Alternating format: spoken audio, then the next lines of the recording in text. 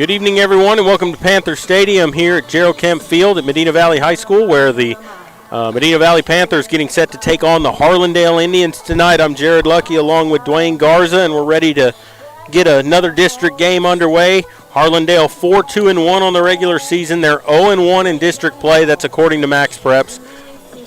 They're 1-1 actually in district, and then the Panthers 8-1-1, 2-0 in district play coming into this ball game. So the Panthers right now in first place in district.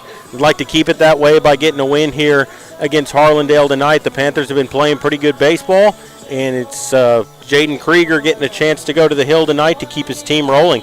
And a nice night for a ball game. It was hot today. It's cooled off a little bit now that the sun's gone down, but we need to enjoy it while we can, because next week's daylight savings time, and it's going to have that sun in the first baseman's eyes next week.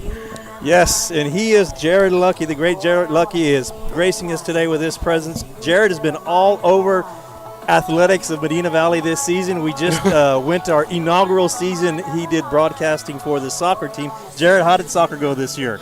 It was actually good. I enjoy it. I watch English Premier League soccer. I'm actually a paying Liverpool supporter. Oh, wow. So I watch it. I pay attention to it. And it helped having Lee Crisp there, who was a coach and understood the game, whose son plays, and so it was nice having somebody who understood it, also being able to help out there. And let me say this. You did an outstanding job covering the soccer team for the few games that y'all were able to do this year, and y'all complimented each other very, very well. You and Mr. Coach Chris there did a great job doing the soccer, and you were switching off between soccer and basketball, and you just came off football season, and now you're sitting in the number one spot here for Medina Valley baseball. So you've been all over the place covering all of Panther athletics, and welcome to baseball.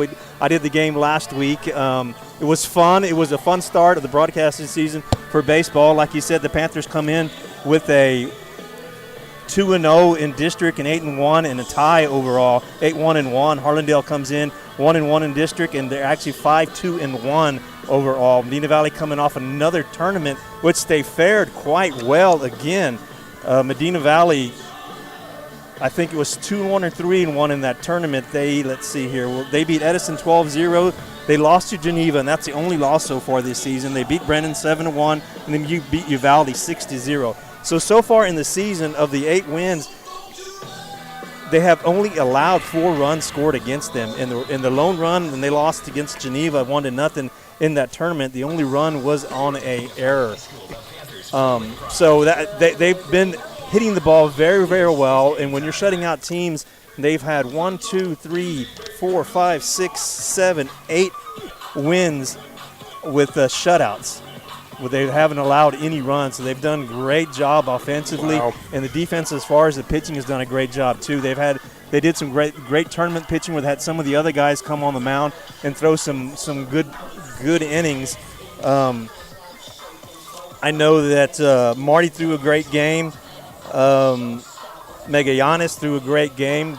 These guys are throwing complete game shutouts, doing a great job for the Panthers this year, and hopefully the pitch. And Jared, that's one of the things that they've lacked the last few years is dominant pitching. Yep. And the bullpen is deep this year. They've got a lot of good pitching, and it's going to be fun. It's going to be a fun year to watch this year. Yeah, and there was always that. It seems like they're hitting the ball pretty well. Now this is the first game I've watched this year. But I know in years past, sometimes as you got down toward the bottom of the order, it was, there were some holes in the lineup there. And from what I can see on paper, it looks like some of those aren't there anymore. Kids stepping up, another year in the books. Here they are, one of the things that we did see last year that was kind of the downfall for the Panthers in the end was errors. You got to play the field. You have to be able to catch and throw, and sometimes that was a problem for them, and we'll see here if they shored that up this year, because when you get against very good teams, you cannot do those mental mistakes like that, and that's what wins and loses you ball games. Absolutely. And very senior heavy, 14 seniors on the team this year, so they're going to try to get deep in the playoffs. We're expected to go to the playoffs, and that's every year for Medina Valley, expected to get in the playoffs, and with 14 seniors, expectations are high. Yep. They are, and we're going to go ahead and take a break, and then we'll come back and give you the starting lineups. You're listening to Panther Baseball, brought to you by North Park Chevrolet and by Dotson House Moving and Construction, and we will continue here in just a moment.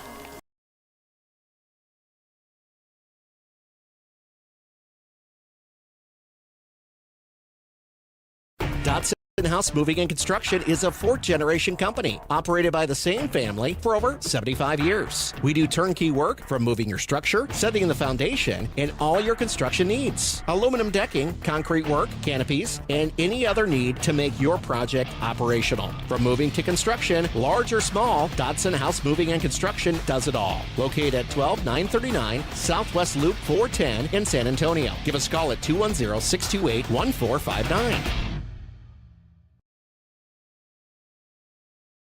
Right now at Chevrolet's three-time Dealer of the Year, North Park Chevrolet. Get $15,000 off MSRP and 1.9% financing on new Silverado 1500 trucks, plus $2,250 in trade assistance cash, and $7,000 off MSRP on new Blazers. Lease a new Equinox for $299 with zero down, or buy for $23,999. Get 2.1% financing on all new Traverses. Find new roads at North Park Chevrolet. 10 minutes outside Loop 410 in Castroville or at npchevy.com. Peerless Equipment, your South Texas irrigation experts. Peerless Equipment specializes in sales and service of irrigation equipment to the agricultural and wildlife industries. This includes hose reels, big guns, pivot systems, underground pipelines, turbine well pumps, booster pumps, motors, valves, and an inventory of much more. Stop by one of their locations in Hondo and Pearsall, or give them a call at 210-434-7867. Peerless Equipment, bringing water to you.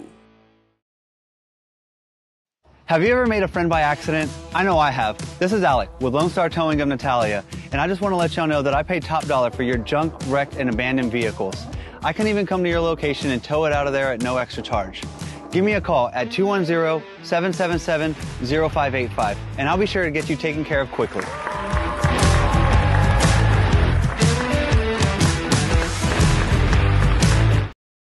Are you ready for a vacation? Tanya with Travel by Design can help you with all your vacation destination needs. At no cost to you, she can plan all of the details tailored to your unique wants and needs. So all you have to do is enjoy your vacation. Tanya is a certified expert with Disney, Universal Orlando, and California, Sandals, and all cruise lines. Give Tanya a call at 830-931-4834 or visit her Facebook page, Tanya with Travel by Design, for all the latest specials and must-do vacations.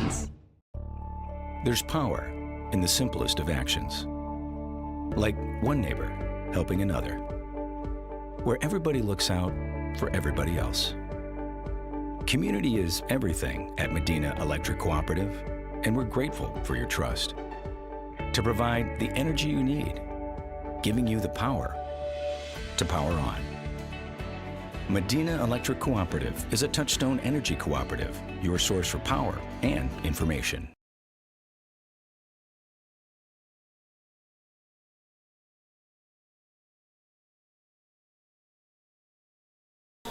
Welcome back here to Panther Stadium here, Gerald Kemp Field, where Medina Valley getting set to take on Harlandale, and we'll give you the starting lineups. And we'll start it off with the visiting Harlandale Indians. They'll start it off with their left fielder, Nathan Ramos. The center fielder, Thomas Villarreal, will bat second. Third baseman, Adrian Molina, will bat third. The cleanup hitter tonight is Ismael Alvarez, and he's on the hill. The shortstop, Jose Flores, will bat fifth. The sixth hitter is the second baseman, Maurice Medina. First baseman, Sebastian Rico, will bat seventh. The eighth hitter tonight's the DH, Jeremy Garza. Jaden Ramirez will bat ninth. Playing right field, and the center fielder is Aiden Castro, being DH for tonight in the number 8 spot. So for Harlandale again, their top three: Ramos left, Villarreal center, Molina third. Middle three: Alvarez on the hill, Flores shortstop, Medina second. And the bottom three: Rico first, Garza the DH, and Ramirez in right field, with Castro playing center field here this evening. For the home Medina Valley Panthers, Coach Bobby Herb filled it out like this. They'll lead it off with the shortstop, Dusty Davis. Wesley Stevens will bat second and play third base. Manny Ramirez will play second base and bat third. The cleanup hitters, the DH, Justin Mayan. 5-hitter, J.D. Blair, will catch. Pitcher, Jaden Krieger, will bat sixth. The 7-hitter tonight's the first baseman, Ryan Marty.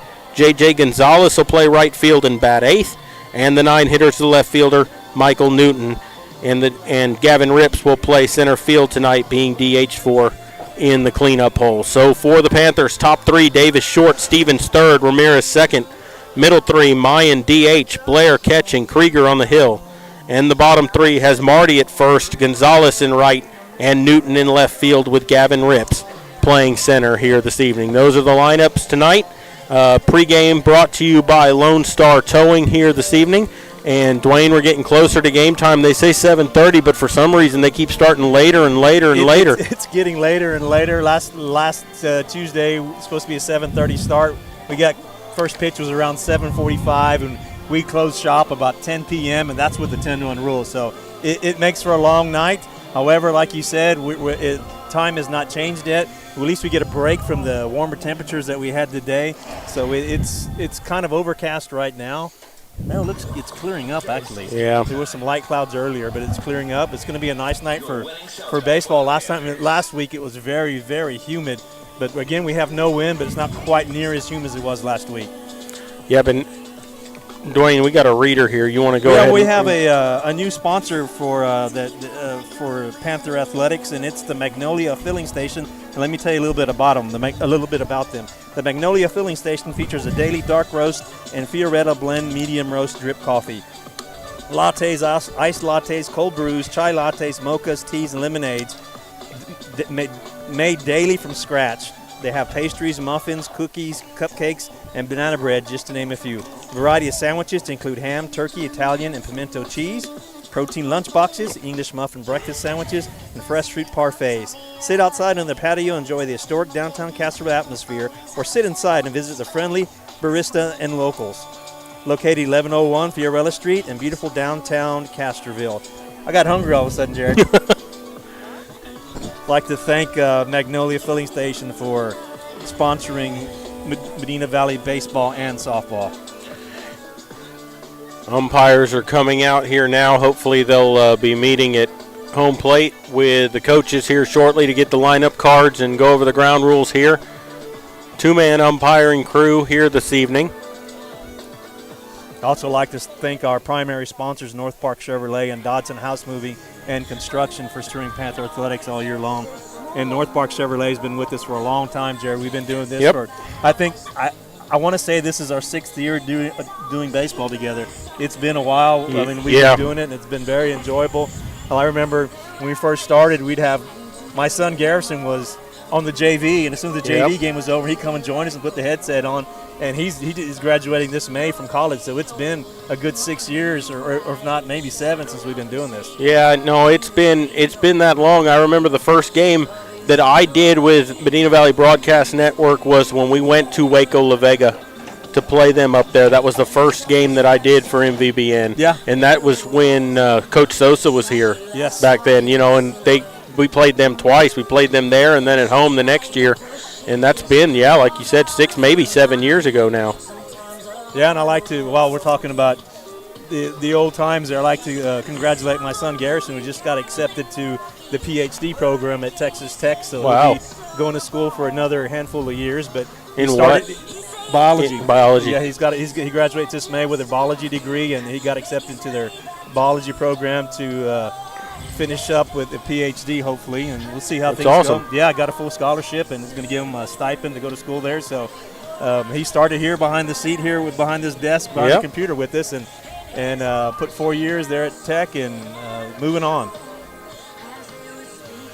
Coach Herb coming out now to go over the lineups.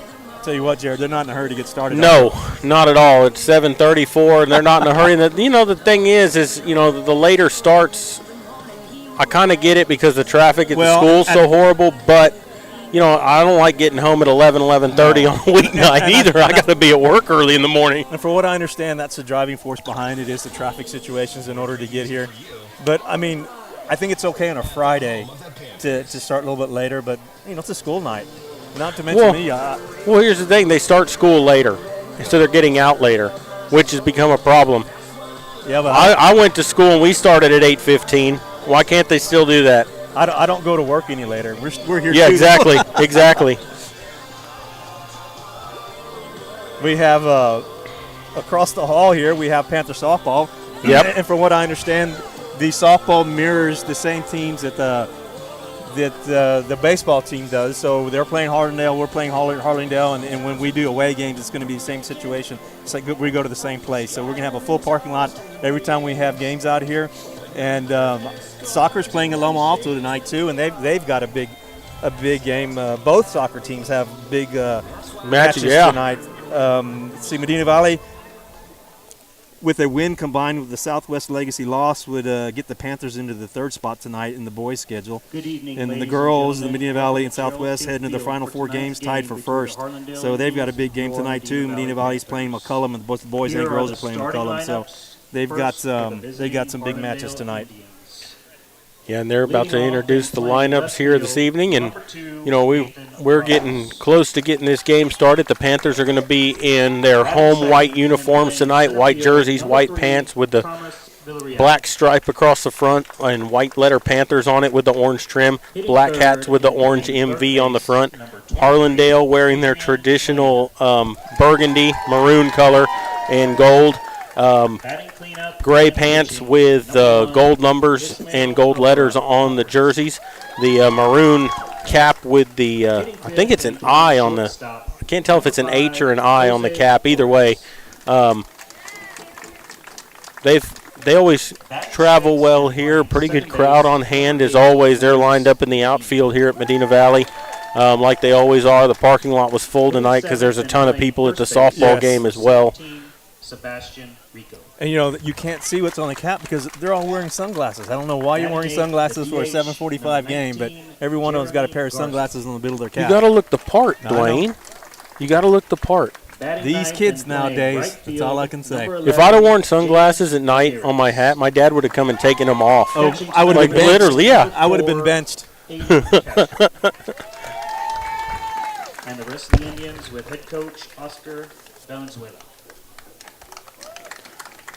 And we're going to go ahead and take a break to get some commercials in. They'll play the national anthem, and then we'll be back with all the play-by-play. You're listening to Panther Baseball, brought to you here by Dotson House Moving and Construction in North Park Chevrolet, and we will continue in just a moment. Right now, it's Chevrolet's 3-time Dealer of the Year, North Park Chevrolet. Get $15,000 off MSRP and 1.9% financing on new Silverado 1500 trucks, plus $2,250 in trade assistance cash, and $7,000 off MSRP on new Blazers. Lease a new Equinox for $299 with 0 down, or buy for $23,999. Get 2.1% financing on all new Traverses. Find new roads at North Park Chevrolet. 10 minutes outside Loop 410 in Castroville or at npchevy.com.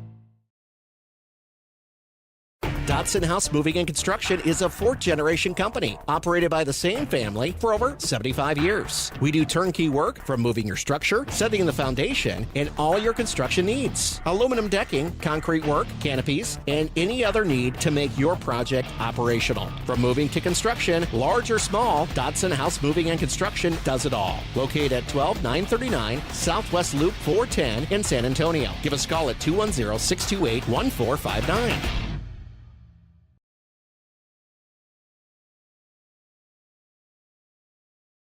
Peerless Equipment, your South Texas irrigation experts. Peerless Equipment specializes in sales and service of irrigation equipment to the agricultural and wildlife industries. This includes hose reels, big guns, pivot systems, underground pipelines, turbine well pumps, booster pumps, motors, valves, and an inventory of much more. Stop by one of their locations in Hondo and Pearsall, or give them a call at 210-434-7867. Peerless Equipment, bringing water to you.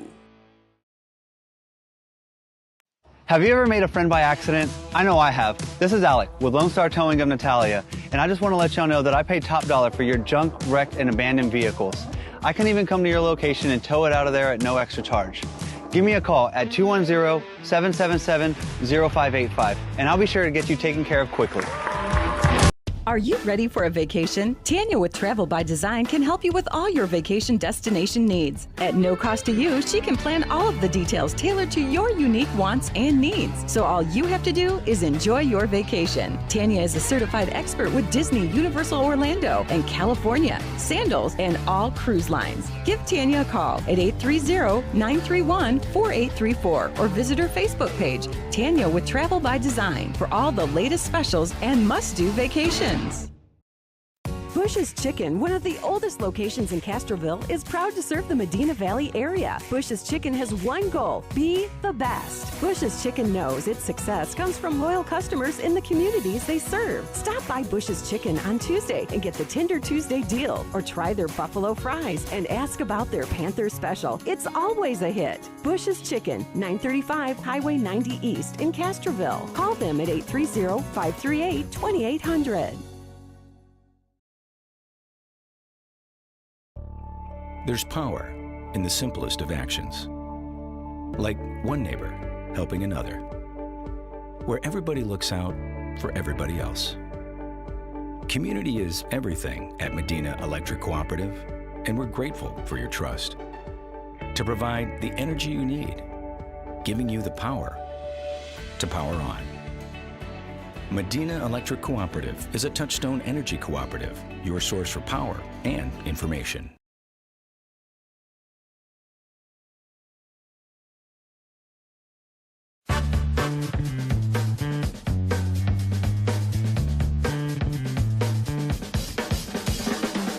Call State Farm agent Hazel Russell in Castroville at 830-931-3441.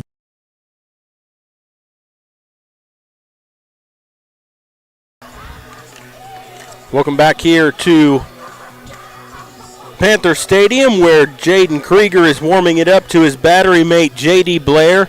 Right side of the Panther infield this evening, Ryan Marty and Manny Ramirez. On the left side, Dusty Davis and Wesley Stevens. Into the Panther outfield, Gavin Rips in center. He's flanked in right by J.J. Gonzalez and in left by Michael Newton. For Harlandale, their top three, Nathan Ramos, Thomas Villarreal, and Adrian Molina, are due up here to start the ball game. Krieger, a right-hand pitcher. He pitched last year. He was one of their more steady pitchers throughout the season. He's got another year under his belt with some experience, and we'll see how he does here this evening. So far this year, he's pitched pretty well for the Panthers. Jared, he's pitched real well. Last Tuesday had a heck of a game against Southwest, 0 unearned runs. And then I asked Coach Erb prior to the game, which I do every game, you get a little information of what's happened and what we missed. I asked him how Krieger pitched in the tournament. He said he didn't pitch. So that's how much they're relying on Krieger. They're saving him for Tuesday games for district play. Yeah, and I mean, when you're 2-0 in district right now, you'd like to get this win over Harlandale here, get to that 3-0 mark. I think the Panthers have beaten, who have they played so far this year in district? Was it Southwest? Southwest and South San. Yep.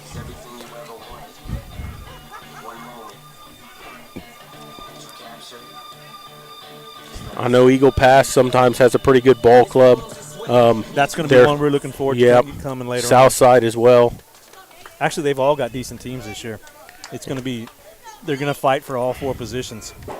And so Krieger will toe the rubber to start the ball game here against Ramos, a right-hand batter who stands in. The first pitch on the way is outside for a ball. And we're underway here at Panther Stadium. Third game of district for the Panthers. And the 1-0 pitch is on the outside corner for a called strike, and it's 1-1. Ramos, the left fielder for Harlandale. Slightly open stance, and he lines one into left field for a base hit. So a leadoff single for Ramos.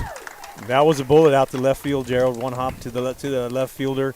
Good clean base hit for the Indians to start out the game. That'll bring up the center fielder, Thomas Villarreal. Now with the leadoff batter on base, batter looking for the signals from his coach, possible bunt or possible steal here. You can do all kinds of things when you get your leadoff batter on base and nobody out. So Ramos will take his lead. Krieger from the stretch for the first time, and his first pitch is over the outside corner for a called strike. Nice two-seam fastball, a little bit of movement on the end of that, and it's 0-1. Good pitch on the outside. Krieger checks the runner and comes set.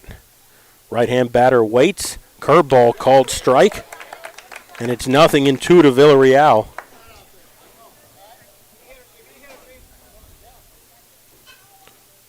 Krieger set again. High set up near the face, and there's a swing and a miss. A high fastball got him to swing and miss. 3 pitches and a strikeout. Got him to chase a high pitch. Good way to come back off after a leadoff base hit. And that'll bring up Adrian Molina now with a runner at first and one away.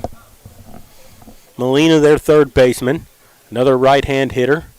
Krieger's first pitch on the way is a strike right through there with a fastball, and it's 0-1. Krieger is pounding the strike zone. Well, that's what you like to see. You want him to throw strikes. And he's done that consistently. Comes set again, ready for the 0-1. Kicks and delivers. That just missed hitting him inside, and it's 1-1. And that's the first ball he's thrown in the 3 batters. Well, and I think that was a breaking ball, and I think that was going to hit him, but it broke at the last minute. Swings and fouls one out of play back over here to the right side, and it's a ball and 2 strikes to Molina. Ramos has not tested the arm of Blair yet at first base. Usually the leadoff man with some speed in the lineup. 1-2 on the way. Called strike 3 over the outside corner. Back-to-back strikeouts for Krieger, and there's 2 away after the leadoff single to Ramos. He painted that corner there. Beautiful pitch by Krieger to just catch him there standing there looking at that last 3rd strike. Second strike out of the ball game. First backwards K, and that'll bring up Ismael Alvarez. Left-handed hitter. He's the pitcher tonight. Throw over to first. Diving back in safely is Ramos. As the left-hander will dig in. Krieger from the stretch comes set. Kicks and delivers, and there's a swing and a bouncer between first and second. It's going to get into right field for a base hit. That'll keep the runner at second base, as it wasn't hit hard enough to allow him to go first to third, but a 2-out single for Alvarez, and there's runners at first and second with 2 away. Just enough to get past the outstretched glove of Marty there. Since he was holding the runner on first base, there was a big hole between first and second, and he dribbled one right through there. Yeah, I mean, he hit it in the perfect spot, just a seeing eye single through the right side of the infield. That'll bring up Jose Flores. Flores, the Harlandale shortstop this evening. A right-hand batter that'll dig in. Runners at first and second with 2 away. 2 hits and 2 strikeouts so far. And the coach coming down to talk to they're going to do a courtesy batter. runner. Well, for the pitcher. Yeah. So that's number 7, Isaac Villarreal, coming in the pinch run for the pitcher with 2 outs now. So Flores waits. Krieger checks the runner at first and comes set. Pitch on the way. Down and out of ball. Good stop by Blair to keep that in front of him, and it's 1-0. So Krieger trying to work around a couple of singles here in this first inning. The only ball that was hit hard was the first one by Ramos. 1-0. Swings and foul tips one at the feet of the catcher, and it's a ball and a strike. Just barely got a piece of that one.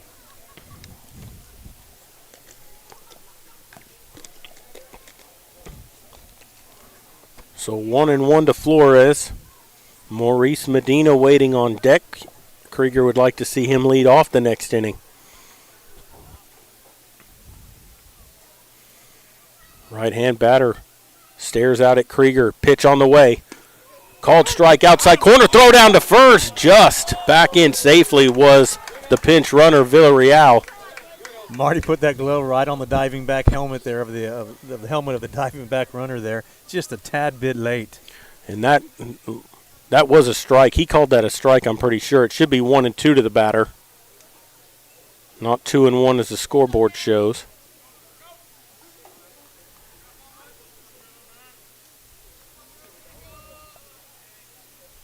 Kicks and delivers. Swings and hits one on the ground. First baseman up with it, gets it to the pitcher, Krieger covering. Good play by Marty. Better job by Krieger covering the bag. And a ground out to first to end the inning. So they get no runs on 2 hits. They leave 2 on base. And we will go to the bottom of the first inning. No score yet here at Panther Stadium. Medina Valley just coming into bat. You're listening to Panther Baseball. And we will continue in just a moment. Dodson House Moving and Construction is a 4th-generation company operated by the same family for over 75 years. We do turnkey work from moving your structure, setting the foundation, and all your construction needs. aluminum decking, concrete work, canopies, and any other need to make your project operational. From moving to construction, large or small, Dodson House Moving and Construction does it all. Located at 12939 Southwest Loop 410 in San Antonio. Give us a call at 210-628-1459.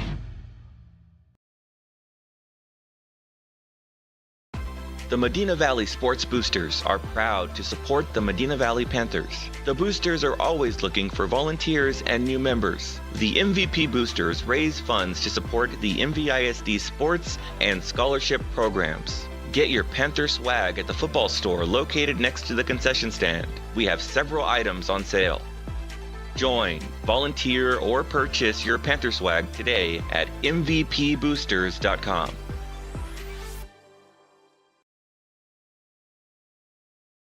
Welcome back here to Panther Stadium. Ishmael Alvarez warming it up for Harlandale to his battery mate tonight, Thomas Villarreal.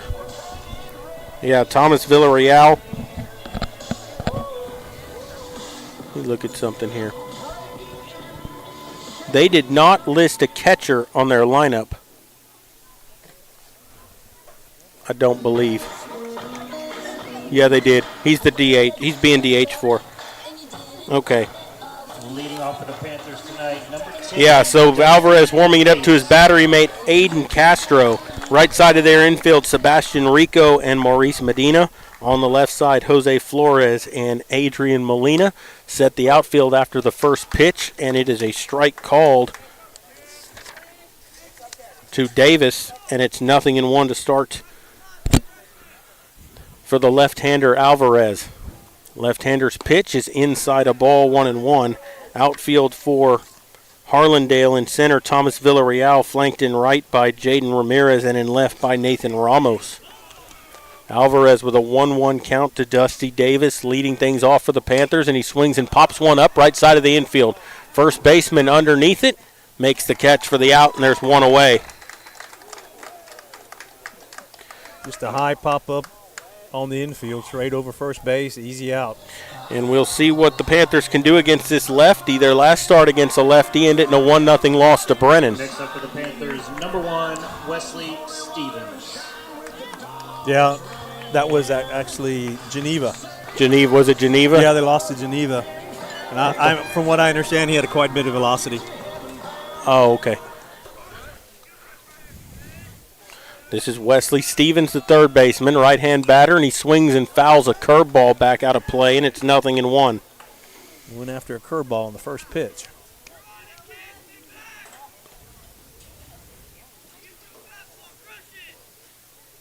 Stevens waiting on Alvarez.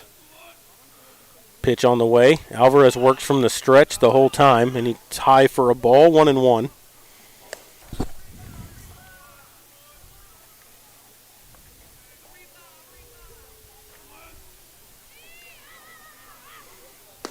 One over the outside corner for a strike, 1-2.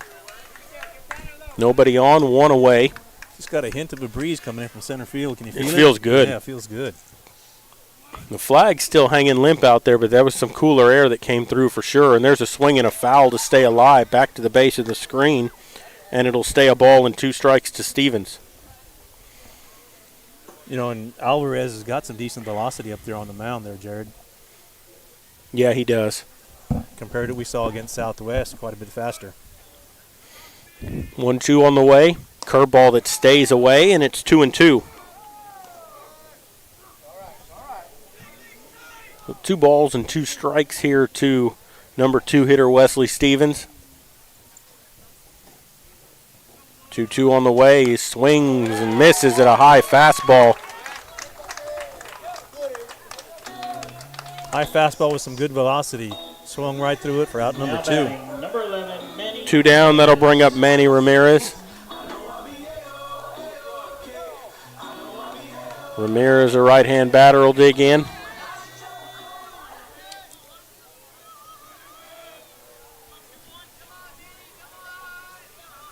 And the first pitch on the way is a strike over the outside corner. Pretty generous outside corner strike zone by the home plate umpire. Yeah. Let's hope that it stays that way for both sides. That was definitely borderline. Ready for the 0-1. High for a ball, 1-1.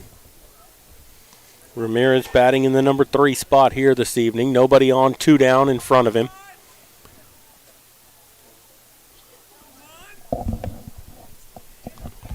Waiting on the 1-1. It's on the way.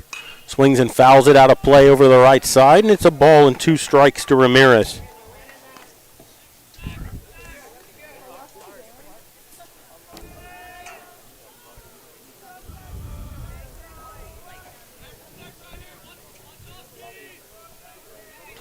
Waiting on the 1-2. Pitch from Alvarez. Up and out of there for a ball, and it's 2-2.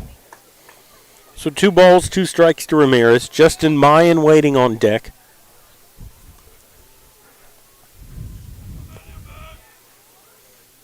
Alvarez comes set from the stretch with nobody on. The 2-2 on the way. Swings and just got a piece to stay alive.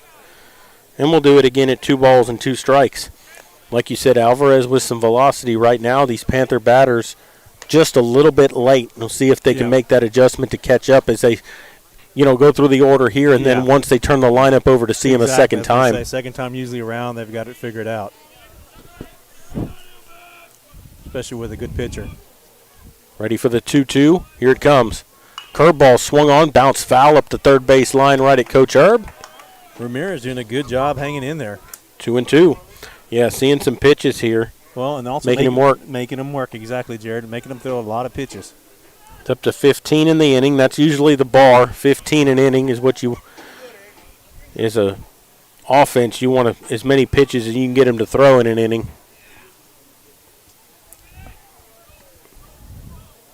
And the way he went through the first 2 batters, you thought he was going to get through it with a low pitch count here. Now he's up to 15. This will be a 16th of the inning. 2-2 on the way. Swings and bounces one at short. Third baseman tried to cut in front of him, couldn't make the play, and that's going to go as an error. I don't know why the third baseman was ranging that far to his left. I mean, that's where the shortstop's playing. He had a play on it, was waiting for the ball, and instead the third baseman cut in front. That's got to be an error, and it's going to be an E5. Well, I don't know if he's going to be in there, Jared. He didn't touch it. Yeah, he did. Did he? Yeah. Did you get a piece of it? Yeah. And, I mean, it's got to – he hit it. If he wouldn't have touched it, the shortstop makes the play. Right. He definitely misplayed it, that's for sure, but I wasn't sure that he had touched it or not. And there's a swing and a high fly ball to left center. Left fielder moving to his left underneath it, makes the catch for the out. And the side has been retired. So the Panthers get no runs on no hits, an error mixed in there, and they leave – 1 on base, and so we'll go to the second inning. No score here at Gerald Kemp Field. You're listening to Panther Baseball, and we'll continue in just a moment.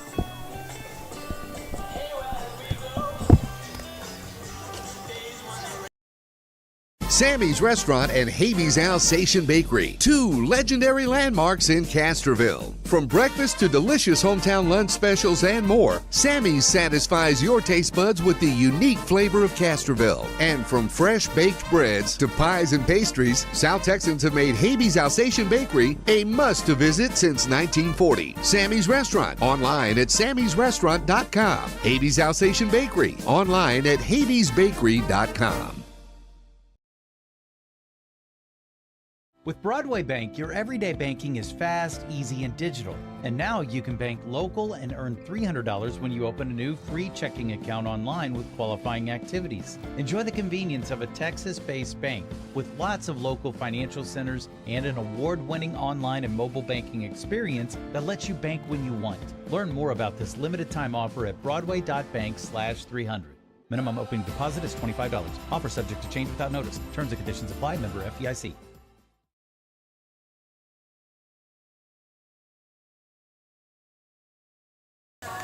Welcome back here to Gerald Kemp Field as we get ready to go to the second inning.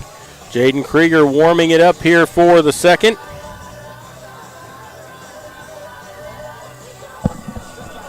And it will be Maurice Medina, Sebastian Rico, and Jeremy Garza due up. The 6, 7, 8 hitters in the lineup coming up for Harlandale.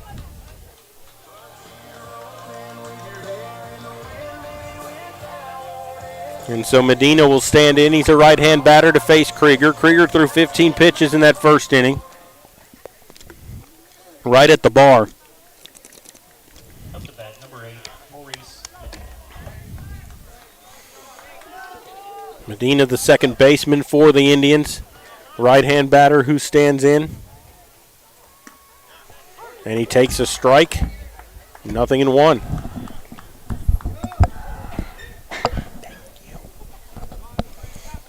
No balls and a strike. Here's the pitch on the way, and there's a swing and a miss.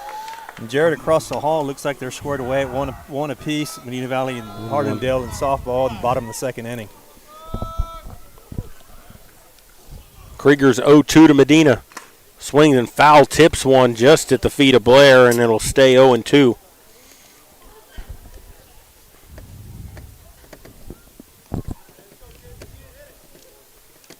Looks like this may turn into a battle of pitchers here, Jared. Yeah, so far early on.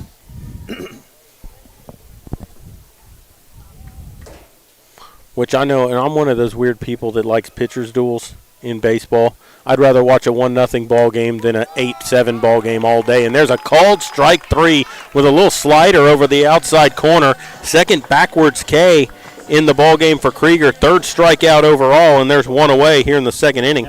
Again, Krieger doing a good job throwing lots of strikes.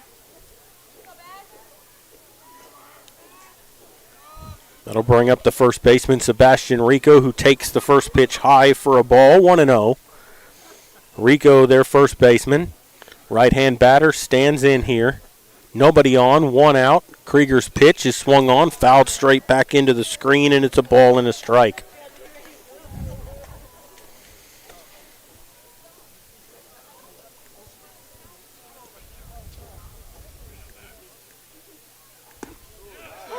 There's a strike called.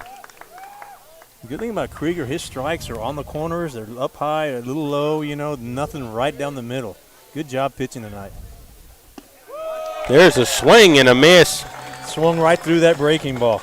Back-to-back strikeouts for Krieger. That's 4 now into the ball game, and there's 2 away quickly here in the second inning. Yeah, Krieger continuing to pound the strike zone. That'll bring up Jeremy Garza, the 8-hitter. He's the DH tonight. Nobody on with 2 away. Krieger into the windup. The first pitch to Garza is a slider outside, 1-0.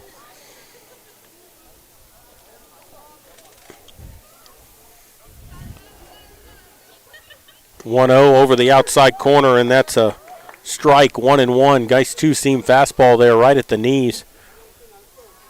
Garza with kind of an exaggerated squat down stance. He kind of looks like Jeff Bagwell a little bit with the way he squats down there in that stance.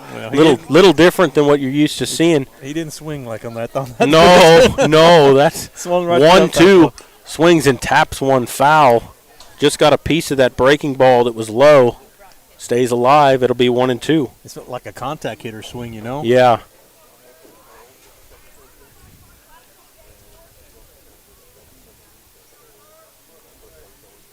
1-2 on the way.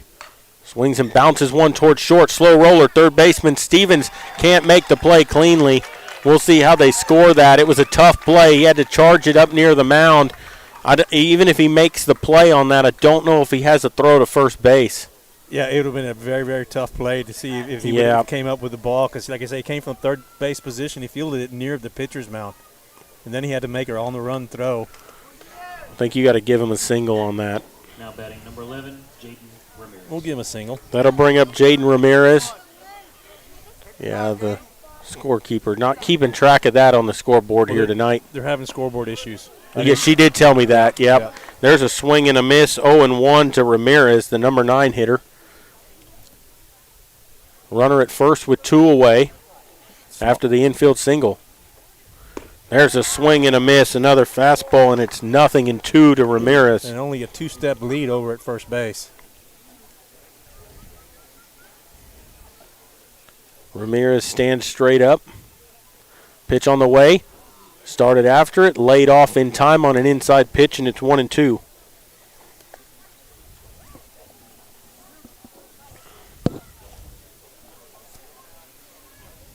One-two on the way. Outside. Throw down to first. Ooh, that's close. Just did get back in safely. And it's 2 balls and 2 strikes to Ramirez. Caught him leaning toward second base after the pitch. Yeah, he got that secondary lead and just didn't get back quick enough. 2-2. Swings and bounces one to short. Shortstop up with it, goes the short way to second. 6-4 on the fielder's choice to end the inning. And the side has been retired. They get no runs on a hit, and they leave one on base. And so we'll go to the bottom of the second. Still no score here at Gerald Kemp Field. You're listening to Panther Baseball, brought to you by North Park Chevrolet. And we'll continue here in just a moment.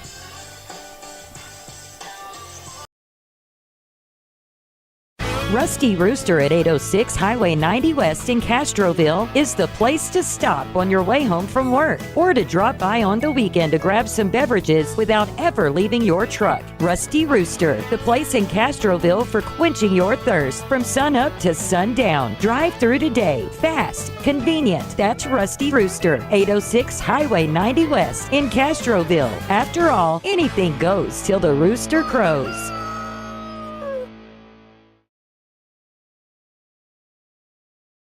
Right now at Chevrolet's 3-time Dealer of the Year, North Park Chevrolet. Get $15,000 off MSRP and 1.9% financing on new Silverado 1500 trucks. Plus $2,250 in trade assistance cash. And $7,000 off MSRP on new Blazers. Lease a new Equinox for $299 with 0 down or buy for $23,999. Get 2.1% financing on all new Traverses. Find new roads at North Park Chevrolet. 10 minutes outside Loop 410 in Castroville or at npchevy.com.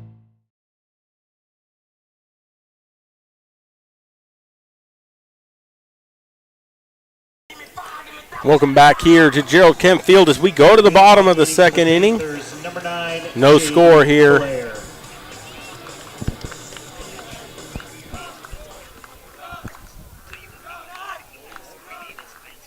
And for the Panthers, there's a swing and a line drive single into right field for J.D. Blair to start things off. So Blair takes the first pitch he sees the other way. And that's the first hit of the evening for the Panthers. Yeah, good piece of hitting by J.D. Blair. Outside pitch, just went with the pitch, took it to the right side, found a hole between first base and second base for the clean base hit. So it's Blair, Krieger, and Marty. Courtesy runner comes in for the Panthers, number 12, I believe. That's Brody Rips coming in to run. Brody Rips to run. So Rips over there at first. Jaden Krieger will be the batter trying to help out his own cause here this evening. Runner at first. With nobody out, and Alvarez comes set, squares to bunt, takes a ball 1-0. Got the leadoff batter on base for the for the inning. Good opportunity to move him over here. 1-0.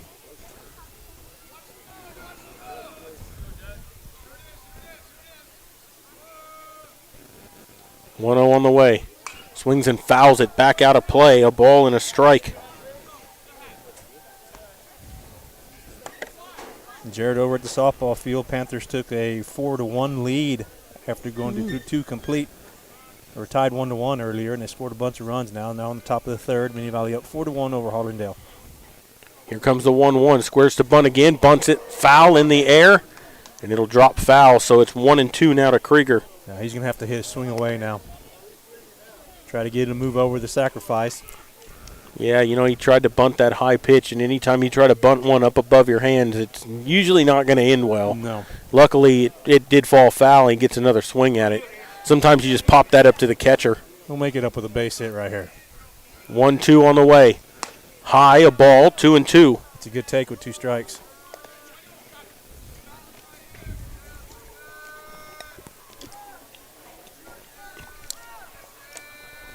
Waiting on the 2-2 pitch. Alvarez set. Kicks and delivers. Swings and fouls one out of play over to the right side, and we'll do it again at 2-2. Some good at-bats by the Panthers here in this game. Manny Ramirez had a good one earlier. Now Krieger making him work and throw some pitches. Here comes the 2-2 again. That's outside. 3 balls and 2 strikes. That's the first full count of the evening for either side. Tried to throw him a curveball. It just didn't break. Stayed outside and just kept going further outside. When all that is leaving that shoulder open, not finishing your pitch. Payoff on the way. That's outside, and he walked him. Great at-bat by Krieger. First free pass issued by either pitcher in the ball game. And there's 2 on now with nobody out, and it brings up the first baseman, Ryan Marty. I was thinking till I saw who came up the bat. Another good opportunity to bunt now and move 2 runners over. But Ryan Marty's been hot at the plate the last few games, especially in the tournament. He's been really stroking the ball well. Let's see if he gets the green light to swing away here with nobody out and 2 runners on. So a single and a walk to start the inning. And Marty will stand in here with 2 on and nobody out.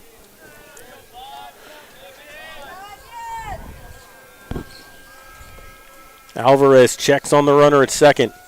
That's inside, ball 1. You know, Alvarez was pretty sharp in that first inning. Now he's struggling to find the strike zone here. He's got the green light to swing away, no bunt on. 1-0. Pitch on the way. Swings and fouls it out of play right side. He took a rip at that one, Jared. Yep. Ball and a strike to Marty. Yeah, he was just a little late on it.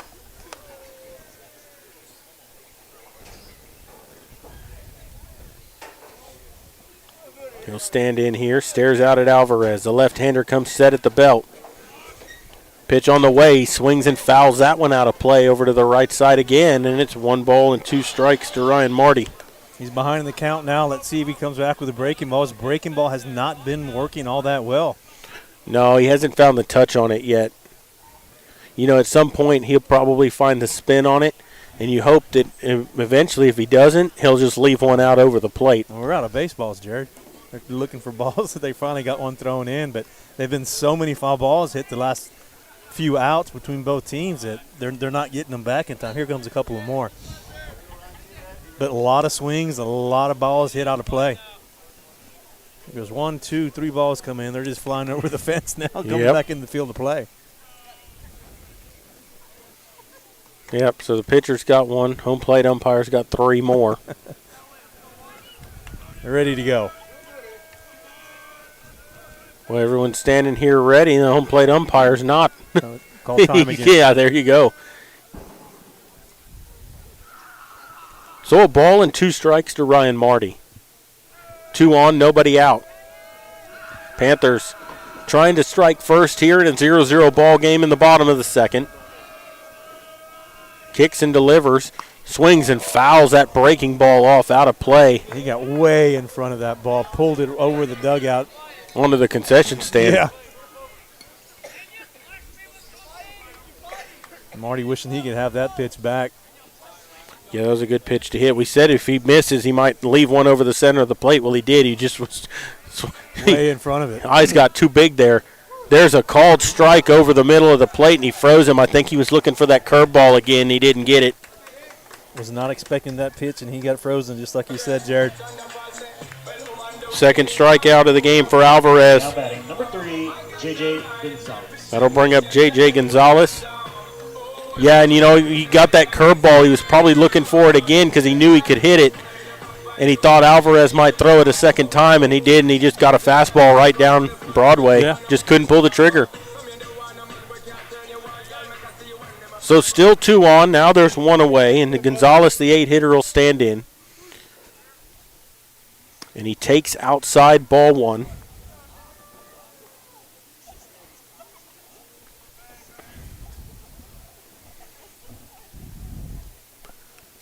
Gonzalez, slightly open stance, waves that bat around on his shoulder.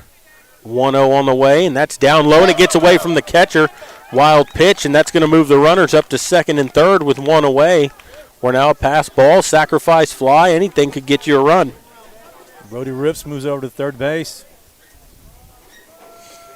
First wild pitch of the ball game, and that one spiked. I mean, I think that bounced right on top of the plate and went over the catcher's shoulder.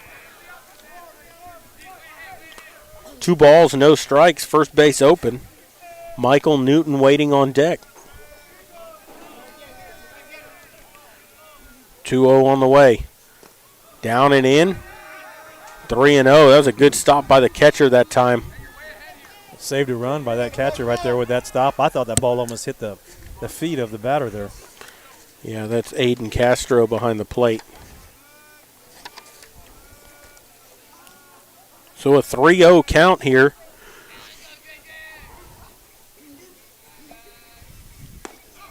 Low, and he walked him. I think everyone thought he might get a neighborhood call that time, and he didn't get it. It was right at the knees, maybe just a little bit low, I guess, because it was right down the middle. Second walk issued in the inning. And it'll bring up Michael Newton with the bases loaded and 1 out. So the Panthers with a chance here to get a crooked number on the board. Good opportunity right now to batting for the Panthers, get some runs 14, across. Michael Newton. Newton will stand in here. Bases loaded, 1 out. Alvarez stares in, right-hand batter against the left-handed pitcher. First pitch, started after it, laid off low, 1-0. Newton, one of the pitchers that had a good outing this past weekend in that tournament. Let's 1-0. Swings and fouls it straight back into the screen. 1-1. Panthers unable to square one up, Jared. Lots of foul balls again. Yeah. Getting ready to go through the lineup here. Maybe the second time around we can get some base hits. Ready for the 1-1. Alvarez set from the stretch. Outside, and it's 2-1. Another one of those curveballs that just not break it. Just stayed outside. Lots of spin on it, but no movement.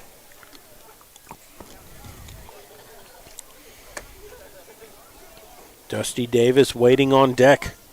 Bases loaded, 2-1. Here's the pitch. Swings and lines one out in the right center field, slicing away from the center fielder, but he runs it down. Brody Rips will tag up and score on the sacrifice fly from second to third. I thought that ball was going to fall. Goes Marty, yeah. Krieger goes second to third. Good job by the center fielder. Thomas Villarreal covered a lot of ground to catch that ball and stop more runs from scoring there. So it's 1-0, Medina Valley. They have runners at first and third and 2 away. And we got the first and third situation here. Catcher's going to call timeout. They're going to put a defensive play on, try to defend against the double steal here. That'll bring up Dusty Davis. He popped out to the first baseman his only time in. First and third, 2 outs. Runner goes. They're going to throw down to second, all the way to short. Now they try to go home. They're going to get him. If he held on to it, he's out. No, he said he's safe, and he didn't hold on to the baseball. Wow. So they do get the double steal. The Panthers steal a run right there, literally, because he was out dead to rights at home, but the catcher didn't hang on. I think that the glove came off. Either that or just trickled out or something. But Harlandale did a good job defending double steal. They cut off the throw from the catcher in front of second base, threw it at home. The throw was in time, but unable to get the tag on him. Well, and, good job by the home plate umpire to wait to see the ball after that because, from the eye you're thinking, oh, he's out. Out all the way, right? Yeah, because I did. I mean, the throw and tag beat him by a mile, but he didn't hold on to the baseball. 0-2 now to Davis as he swings and misses at that second pitch, and that misses high and outside, 1-2. Well, this is where you need to take advantage of a miscue here and blow the doors wide off by getting a base hit and scoring another run or two here. Yeah, you got to put up as many runs as you can when you have the opportunities. That's low, 2-2. That got away from the catcher a little bit too, but I was able to gather it back up, keep the runner at third base. I believe that's Gonzalez over there at third. Ready for the 2-2. Swings and bounces one up the middle. Shortstop makes the play, fires it on to first for the out, and the side's been retired. But the Panthers do get a pair of runs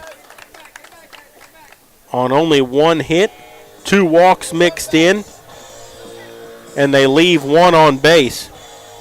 And so we'll go to the third inning, 2-0, Medina Valley. You're listening to Panther Baseball, brought to you by Dotson House Moving and Construction, and we will continue in just a moment.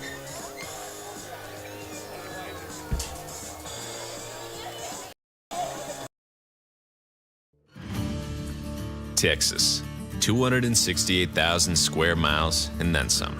Twice as much elbow room as California. There's just no place like Texas.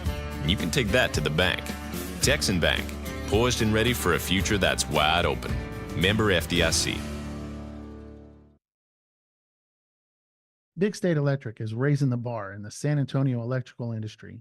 Working with local and forward-thinking companies, we are changing the downtown skyline with beautiful and innovative buildings. As well as working with local universities, we are revolutionizing academic sports with cutting-edge and high-tech electrical solutions.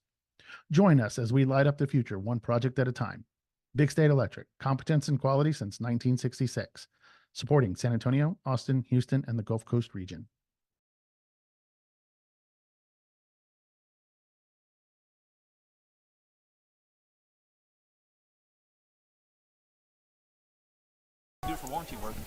Welcome back here to Gerald Kemp Field as we go to the third inning. 2-0 Medina Valley leading, and the first pitch to Nathan Ramos is a strike. Second time through the order, Ramos singled his only time in. And he takes outside corner, strike two. And some grumblings from the Harlandale crowd with that little outside strike zone. But it's been both ways. Yes, it has. 0-2. Swings and lines one up the middle into center field, and that's going to drop for a base hit. An 0-2 single for Ramos, and he's 2 for 2 this evening. Ramos doing a good job as a leadoff batter for Harlandale. Up 2 times, 2 base hits. That's all you can ask of your leadoff batter. That's their 4th hit of the ball game. They've hit the Panthers, I think, 4-1, but Medina Valley's outscored them 2-0, and that's what free passes will do. Yep, but they've struck out 4 times also. There's a swing and a high fly ball into center. Gavin Rips moving to his left, drifts under it, makes the catch. He'll get it back in.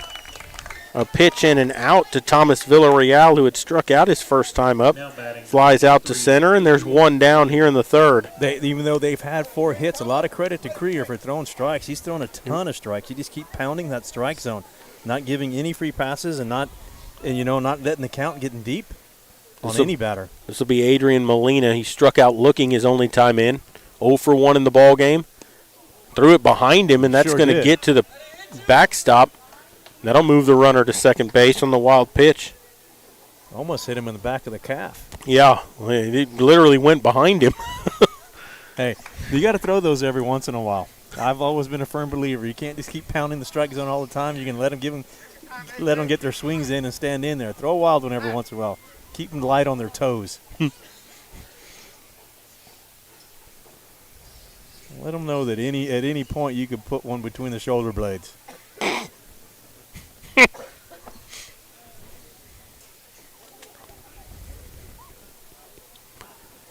Pitch on the way is outside, 2-0.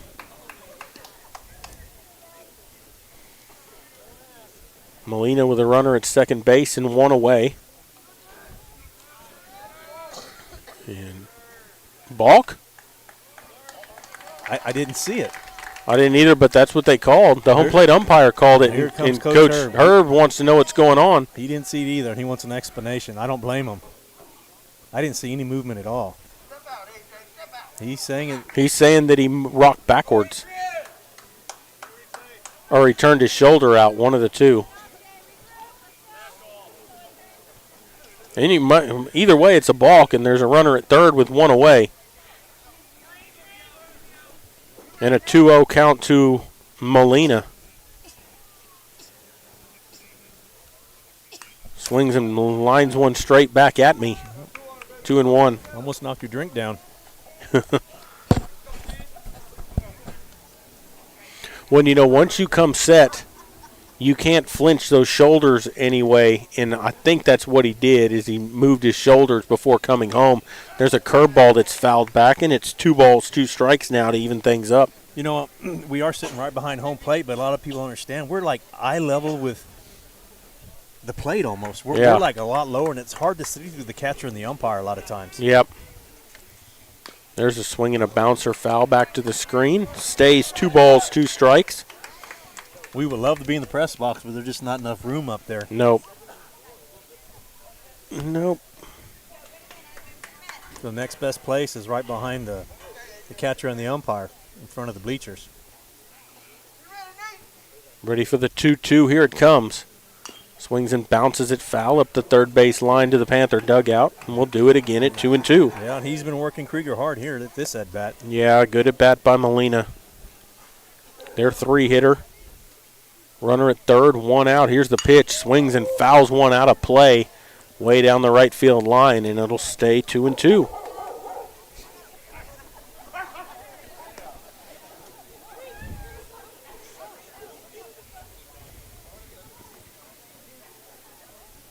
Ready for the 2-2 again. Here it comes.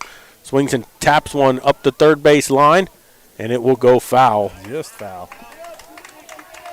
But a good at bat by Molina, making Krieger work here. He's getting, Krieger's throwing him fastballs, curveballs, and he's just getting pieces of them to stay alive. A lot of them doing that, just getting a piece of it. 2-2 on the way. Called strike three, dropped a curveball over the inside corner. Struck him out looking. That's the third strikeout looking by Krieger, fifth of the ball game, and a big second out there with a runner at third. That was a wicked curveball, too, that had him almost bailing out and broke across the middle of the plate. That'll bring up Ismael Alvarez, the pitcher. He singled his only time in. He's gotten a runner at third with two down. Big out because now it takes that sacrifice away. Makes him basically have to get a base hit here to score a run. Krieger calls time, steps off the mound. They called a balk on him. What are you? I don't. He can step off. He doesn't have to throw. He can step. He can step off the mound. Yeah, Coach Herbert's not happy with that call because Krieger stepped off and had a word with the umpire, and then the umpire called the balk, which I don't understand. Well, I want to know where he stepped off. Did he step off back over the rubber, or did he step off towards the base? Because that makes a difference. But he can step off the rubber, and he does not have to issue a throw. There's no runner at first. That's the only time you have to do that anymore. And it's the home plate umpire that called it, I think. No, I think it was the other umpire. He's still not happy with it. He's going to make the umpires converse about it. Nope. They're not going to change the call, but they're going to get a run home. He balked him from second to third and then from third to home. They're not going to change the call, but at least you need to make the umpires think about it, or at least second guess what their decision was made. That's a good move by Coach Herb. The only thing that I don't know is they're saying he stepped off. If he breaks his hands before he steps off, it is a balk. But we're looking through the umpire here. It's hard to see, but he is allowed to step off the rubber and not issue a throw. Nonetheless, the run scores to make it 2-1, and Alvarez is batting with nobody on and two outs, and he takes a ball. And that pitch is outside, 2-0, and you wonder, if that shakes Krieger up a little bit here because now you're thinking about that, I think it teed him off a little bit, Jared. He's throwing a little bit harder right now. Yeah. Can't find the strike zone, but he's throwing harder. That misses outside, and it's 3-0 to Alvarez.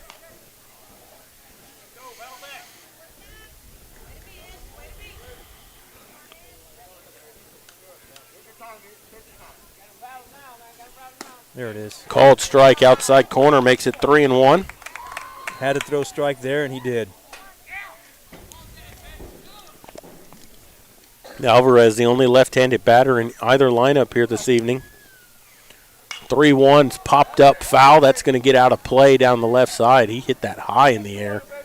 And now it's 3 balls, 2 strikes. So Krieger was behind 3-0. He's battled back to fill it here, and we'll get a payoff pitch to Alvarez with 2 down here in the inning. See if he has the confidence here to throw that good breaking pitch that he's thrown and got some outs with earlier. Called strike 3. Good pitch. Back-to-back strikeouts, but they do get a run on one hit. It was a balk that got him home. It's 2-1. But Medina Valley still with the lead here as we go to the bottom of the third inning. That's 6 strikeouts now for Krieger in the ball game, 4 of them looking. And that was one of his off-speed pitches that had him second-guessing and just took a defensive swing at it. Yep, and we will go to the bottom of the third, 2-1. You're listening to Panther Baseball, and we'll continue in a moment.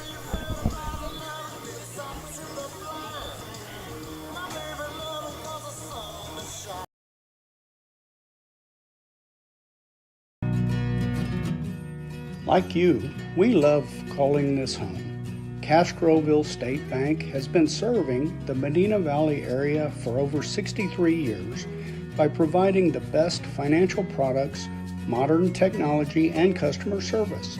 Not only are we the local bank you can rely on for all your financial needs, but we are also your neighbors, giving back to the community we grew up in and love. Come home to Castroville State Bank.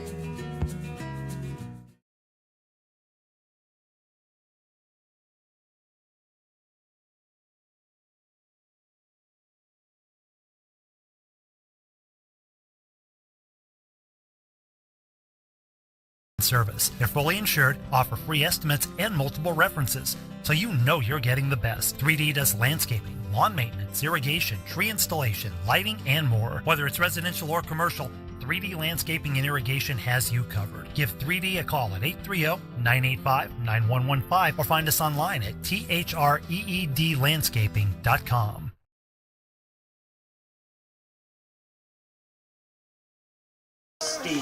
Welcome back here to Gerald Kemp Field. 2-1 Medina Valley leading as we go to the bottom of the third.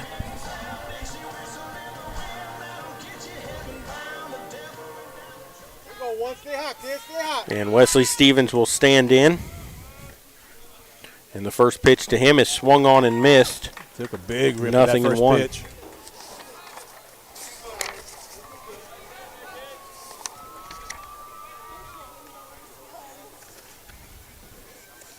Oh, 1 on the way. Misses outside.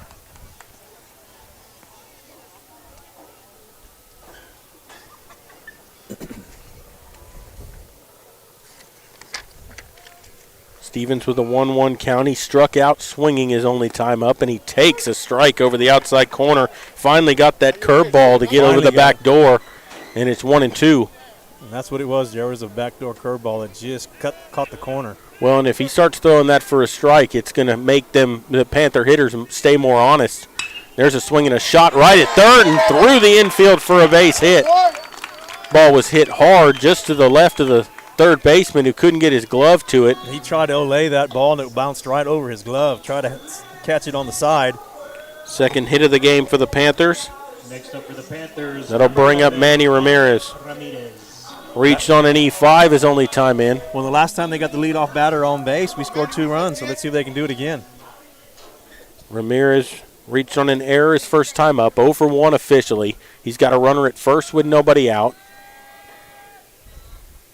Squares to bunt, bunts it back towards the mound. The pitcher is going to grab it, throw to first for the out. Sacrifice is good. It goes 1-3 for the put out, and it moves Stevens over to second base. Good bunt. However, it was right back to the pitcher, but enough where the pitcher had no choice but to try to throw it out first base. Did his job, moved the runner over. Now Panthers have a runner in scoring position with 1 out. That'll bring up Justin Mayan, who flew out to left field his only time in. Right-hand batter will stand in with a runner at second and 1 down. Pitch on the way. Down and in, ball 1.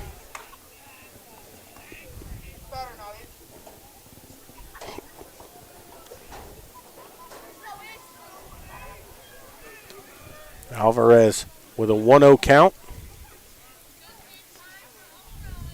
Kicks and delivers. Down low, 2-0.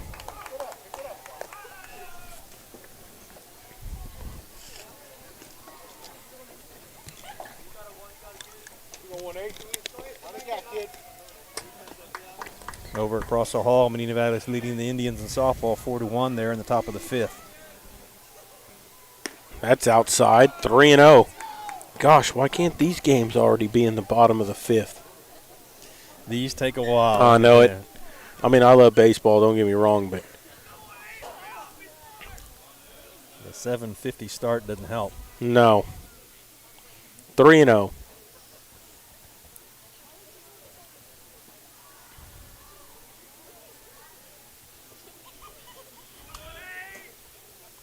Kicks and delivers. Takes down low, and he walked him. So a single, a sacrifice, and a walk. Third free pass issued by Alvarez in the ball game.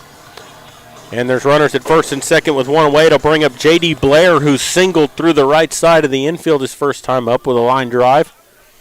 One of the better hit balls by Medina Valley in the ball game was that single into right field. And it was his spot in the lineup that scored the first run. Brody Rips, who was courtesy running for him at the time, scored on that sacrifice fly by Michael Newton back in the last inning. 2 on, 1 out. Pitch on the way. Swings and hits one back up the middle, and that's going to get into center field for a base hit. They're going to send the runner home. Here comes the throw. It's on line. He got him at the plate. What a throw from the center fielder. The runners will go to second and third on the throw. It's going to be a single by Blair. Out at home, it goes 8-2 for the putout. The throw was a little high, but a good job by the catcher to come down with it and tag him for the out. And, you know, you take the chance to send the runner there, but he made a good throw from center field. He made an outstanding throw from center fielder. In the last inning, he made a good throw, too, even though it was a little bit off. But he threw it on a line from center field as he did in the previous inning. When he was running third base coming in, I was worried that he was going to get the ball there in time, and he sure did. Down low for a ball to Krieger. I think now you got a second guess running anytime the ball's hit the center field on the fly because he has a gun out there. Yeah. That's Thomas Villarreal. It's 2 good throws he's made from center field. Yeah, and that one, I mean, he got him. That was Stevens running, and I mean, he's not exactly the slowest player on the team. So now they're going to go out and talk to Alvarez here. I mean, they kept that a 1-run game for now, and Alvarez with a chance here to get out of this trouble with no runs scored. They've got a base open, too. Krieger walked his only time in.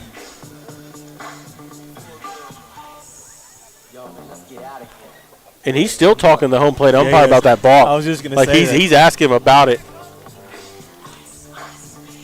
Well, and you got a chance here to help your own cause and get that run absolutely. back. A base hit could probably score you 2.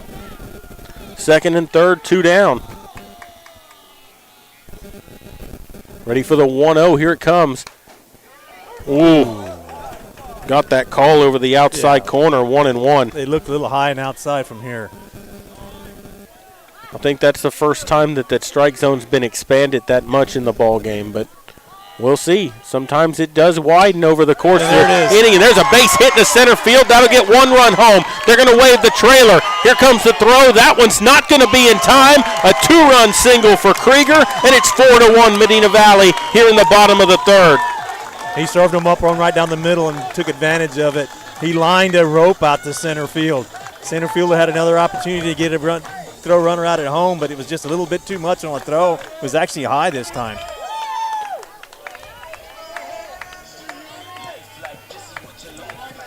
It looks like now batting number 5, Ryan Marty. Well, and the Panthers needed a pick-me-up that time, and Krieger managed to come through, and it'll bring up Ryan Marty. Struck out looking his only time in. He's 0 for 1. He's got a runner at first with 2 away. Here's the pitch. Curveball. Stays high. Ball 1. It looks like number 13 is going to go in and run for Krieger. He's going to come off the field. That's Noah Gavidel. And that's a courtesy runner for the pitcher. I think I said his name right. At least hope I did. Ready for the 1-0. Don't worry if you didn't. Someone will let you know. A ball and a strike now as Marty fouls it out of play. The problem is Coach Herb fills these lineups up like a doctor. Hard to read his writing.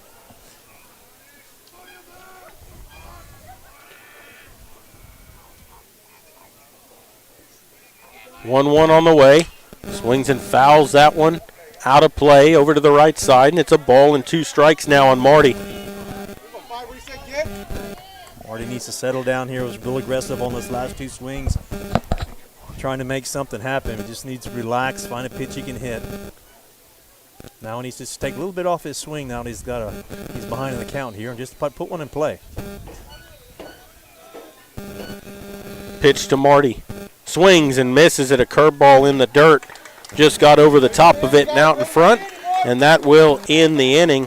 Third strikeout by Alvarez in the ball game, but the Panthers get 2 runs on 3 hits, a walk mixed in there, and they leave 1 on base. And so we'll go to the 4th inning, 4-1 Medina Valley. You're listening to Panther Baseball, and we will continue in just a moment.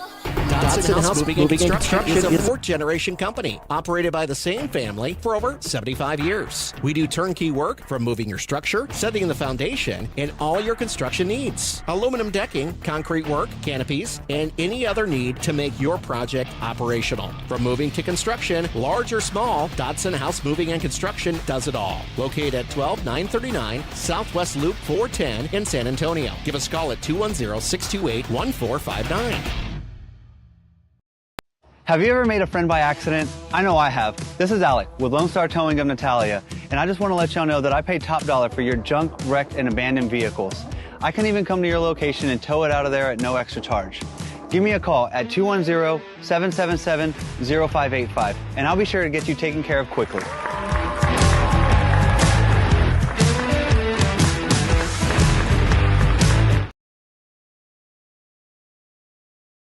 We're back here at Gerald Kemp Field as we go to the 4th inning. 4-1 Medina Valley leading. Krieger back on the mound again for the Panthers, continuing to pitch well so far and helped himself out with a huge base hit, score a couple of runs there. And for Harlandale in the inning, it's going to be Jose Flores, Maurice Medina, and Sebastian Rico, the 5, 6, 7 hitters coming up.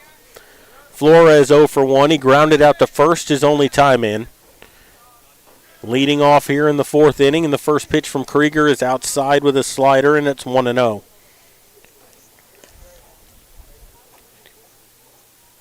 Krieger's thrown 56 pitches up to this point in the ball game. And there's a strike over the outside corner, 1-1. He struck out 6. Giving up 4 hits, only 1 run. They scored that on 2 balks, basically. Balked him to third and then balked him home. And there's a strike over the outside corner. Good frame job there by Blair. And it's 1-2. That's that outside pitch is borderline. Got the call. 1-2, here it comes. Swings and just pokes one to first. Marty right there on that little looping fly ball for the out, and there's 1 away. Krieger put that ball just a little bit further outside and that called strike, and he knew he may get rung up on that, so he just took a little half swing at it, just try to get a piece of it, and ended up putting it in play and flied out to get the out. Pops out to first for the first out of the inning, and it'll bring up Maurice Medina. Struck out looking his only time in. Nobody on, 1 out. Krieger deals a strike through there. 0-1. I'd like to see him have a nice quick inning here. Kind of get his pitch count a little under control, and there's a swing and a miss. Not that he's way over, but he's getting close to the bar for the inning. The last few pitches looks like he's getting in a groove here, Jerry. Yeah. He's throwing lots of strikes again. Another 0-2 on the way. Ooh, just missed. Just stayed high, and it's 1-2. Yeah, he's at 62 pitches, which bar for the ball game right now would be 60. And he's through 3 1/3. Swings and lines one up the middle, base hit. I mean, he just stuck the bat out and made the play, and it gets past Rips in center field, and that's going to allow the runner to move to second. So it's going to be a single and an error to allow the runner to go first to second. Jared, I put my head down to take a note, and I didn't see what happened. I thought it would be an easy ground ball for Rips out there. Yeah, and it kind of just rolled over his glove, and that's not something he does very often. He's a great defensive center fielder. So they have a runner at second with 1 away. And it'll bring up Sebastian Rico, who struck out his only time in. There's a curveball called strike, 0-1. Good first pitch curveball. Don't see that often, and you don't see it often thrown for a strike.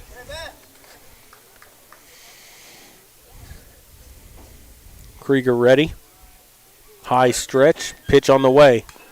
Bounces it foul back to the base of the wall, and it's 0-2. You know, and that ball by Medina, he just stuck the bat out there and got the barrel on it and just poked it back out. And, you know, when you're throwing hard like Krieger is, that velocity is going to provide the power. Trampoline effect. 0-2 on the way. Swings and bounces one just foul up the third base line. That was another one of the defensive swings. They get behind the count, and they're just throwing the bat at it. And some of them have dropped in, actually, for base hits.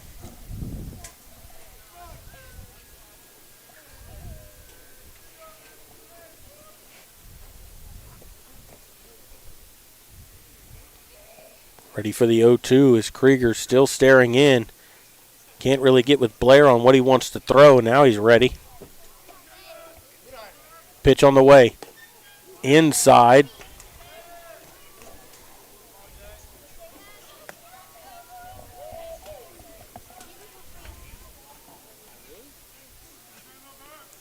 Krieger ready. Pitch on the way.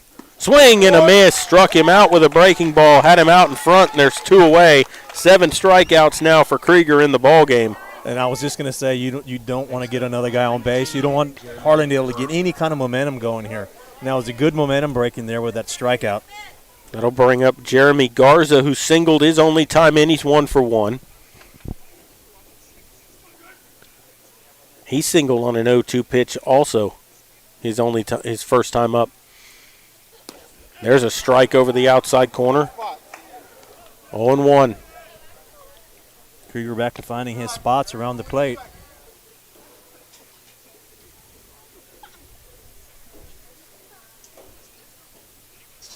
One on the way. Swings and fouls it out of play. That was a breaking ball that he just got a piece of. 0-2. See if Krieger can finish him off here and in the inning. Garza waiting on the 0-2. Here comes the pitch. That's called strike 3. Got him with a breaking ball that I thought was a little high, but he got the call. Yeah, sure did. That's 8 strikeouts, back-to-back strikeouts to end the inning. Left another man on base. Yeah, and they get no runs on 1 hit. An error mixed in, and they leave a runner in scoring position. And we'll go to the bottom of the 4th, 4-1 Medina Valley. You're listening to Panther Baseball, and we'll continue in a moment. Bush's Chicken, one of the oldest locations in Castroville, is proud to serve the Medina Valley area. Bush's Chicken has one goal: be the best. Bush's Chicken knows its success comes from loyal customers in the communities they serve. Stop by Bush's Chicken on Tuesday and get the Tender Tuesday deal, or try their buffalo fries and ask about their Panther special. It's always a hit. Bush's Chicken, 935 Highway 90 East in Castroville. Call them at 830-538-2800.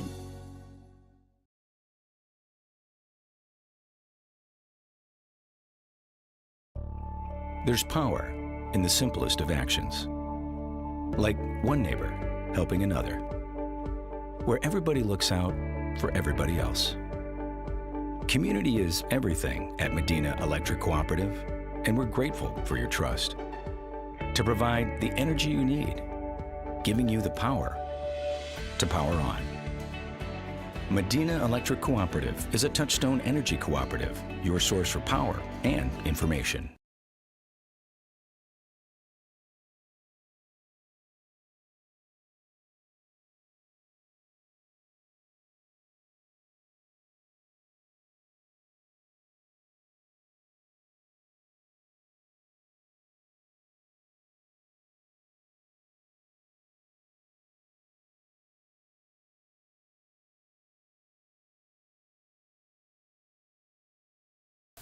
We're back here at Gerald Kemp Field as we go to the bottom of the 4th, and the first pitch from Alvarez is a ball.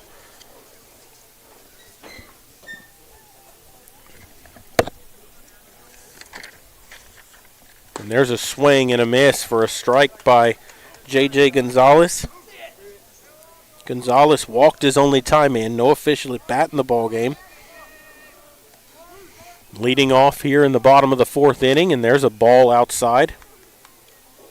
That was another attempt at a curveball, and it just didn't break. It's a 50-50 chance on that curveball he's been pitching so far.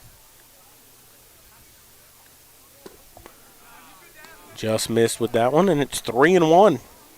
Over across the hall, Jared, they're in the bottom of the 5th at the softball game. Panthers up 5-1 now.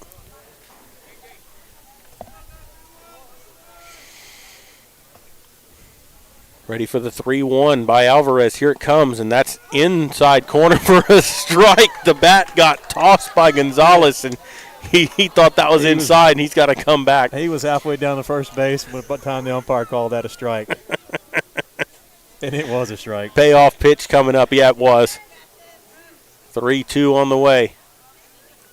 Swings and bounces one foul up the third base line, and it's still 3-2. Just outside the third base line. That could have gone for an extra base. It stayed fair. Maybe.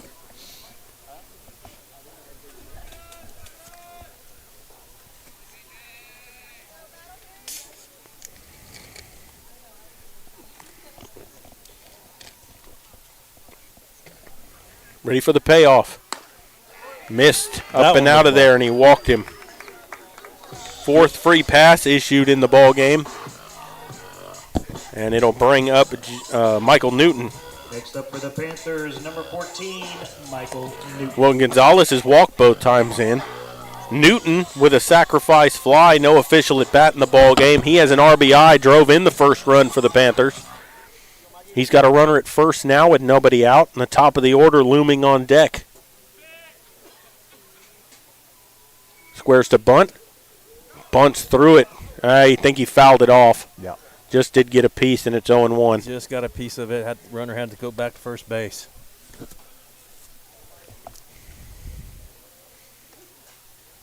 Coach Herb checking his sign card. Going to call a play.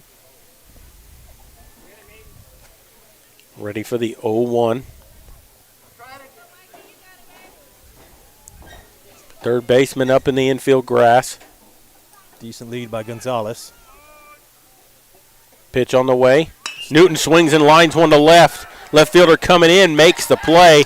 They're going to have to throw behind the runner, and they're going to double him off. He was stealing. The runner was going on, he was trying to steal. The runner was going, and that was a line drive rope to left field. He made the catch, and what a throw by the left fielder. A perfect strike to first base to double him off. So it's going to go 7-3 for the 7 unassisted, 3 for the double play. Throw from left field without a bounce, straight all the way in. A good throw. And it was unfortunate they had to steal. He's either steal a hit and run, but Gonzalez had a big jump, was almost at second base when he caught the ball. He had to go all the way back and didn't make it in time. That'll bring up Davis, who'll hit one hopper to short. Shortstop stays with it, fires to first, not in time. And that gets away from the first baseman, and Davis is going to cruise into second base. That is a tough play. It one-hopped, the ball hopped just in front of his glove, and he played it off his chest. It is going to be an error on the throw that allowed him to go to second, but do you give it an infield single on the initial because of how hard it was hit? But at the same time, that's a play that's got to be made. I mean, it was hit right at him. It was hit right at him, but it was a hard hit ball. It could go either way. In a high school ball, I don't know, you almost want to give him a hit. Hit and an error to get him to second base on the throw. We've got a runner in scoring position now, but you do have 2 outs. There's a swing and a foul back out of play. Makes you think if he would have got that bunt down earlier instead of flying out to left field. Yeah. So Stevens now up to the plate. He's 1 for 2. He struck out and singled. Runner at second with 2 away. Panthers lead 4-1, trying to play add-on here in the 4th inning. That missed away. Yeah, we could scratch another run here, an insurance run. We're getting to the halfway point of the game.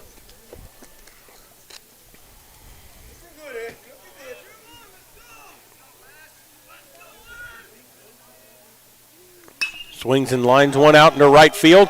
Right fielder going back, still back, and he will run it down and make the catch in right field for the out, and the side has been retired. And the Panthers get no runs on 1 hit. A walk mixed in there, and they leave 1 on base. And so we'll go to the 5th inning, 4-1 Medina Valley. You're listening to Panther Baseball, brought to you by North Park Chevrolet, and we will continue in just a moment. Peerless Equipment, your South Texas irrigation experts. Peerless Equipment specializes in sales and service of irrigation equipment to the agricultural and wildlife industries. This includes hose reels, big guns, pivot systems, underground pipelines, turbine well pumps, booster pumps, motors, valves, and an inventory of much more. Stop by one of their locations in Hondo and Pearsall, or give them a call at 210-434-7867. Peerless Equipment, bringing water to you. Dodson House Moving and Construction is a fourth-generation company operated by the same family for over 75 years. We do turnkey work from moving your structure, setting the foundation, and all your construction needs. Aluminum decking, concrete work, canopies, and any other need to make your project operational. From moving to construction, large or small, Dodson House Moving and Construction does it all. Located at 12939 Southwest Loop 410 in San Antonio. Give us a call at 210-628-1459.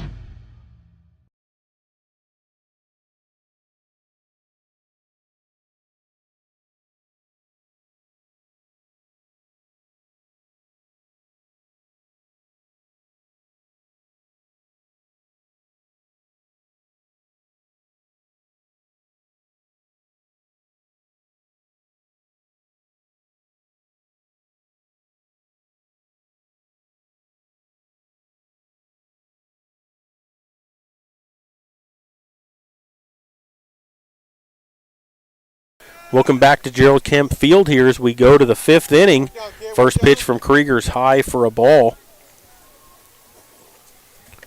Yeah, Krieger needs to throw strikes here. You got the number 9 batter up.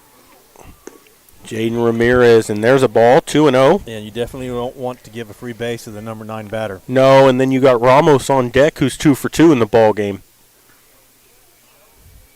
There's a strike called over the outside corner. There it is. Makes it 2-1. We're in the top of the fifth inning. There's a strike called outside corner again. There's been a consistent strike zone out there all evening. It has. Like you can't say much. The umpire's been pretty good tonight so far. 2-2.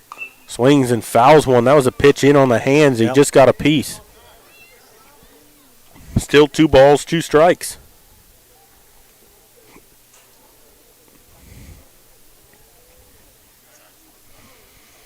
Two, high a ball, 3-2. Take him to a full count. Good at bat so far by the number 9 batter. 3-2 on the way. Called strike 3, frozen with a fastball. Just touched the inside corner, Jared, to get the strikeout. Good pitch by Krieger. That's 3 straight strikeouts going back to the last inning. That's 9 in the ball game now for Krieger. And we'll go up top with Nathan Ramos. They're going to be in trouble here. Krieger gets into a groove here. You know, you usually say second time through the order. Batters figure him out. What a curveball that drops on the inside corner for a strike. He had Ramos bailing out. He had that front shoulder bailing out, and it dropped in there for a beautiful strike. 0-1, working quickly. Swings and bounces one foul. It's 0-2. And that's one of the last Tuesday's game. He was working very quickly, and he was doing a great job of finding the strike zone. He's getting in that groove again. He was working fast. Well, 5 of the 9 batters struck out their second time through the order. 0-2. Swing and a miss. Struck him out. And that was a big strikeout because Ramos had 2 base hits prior in the game. That's 10 Ks in the ball game. And it'll bring up Thomas Villarreal, who's struck out, flown out to center. He's 0 for 2. Right now, Krieger's getting stronger as he goes through the game. He struck out 4 in a row going back to the last inning. And his first pitch to Villarreal is a ball. That was a pitch that's been called a strike all night. That's the first one that's been ununderstandable.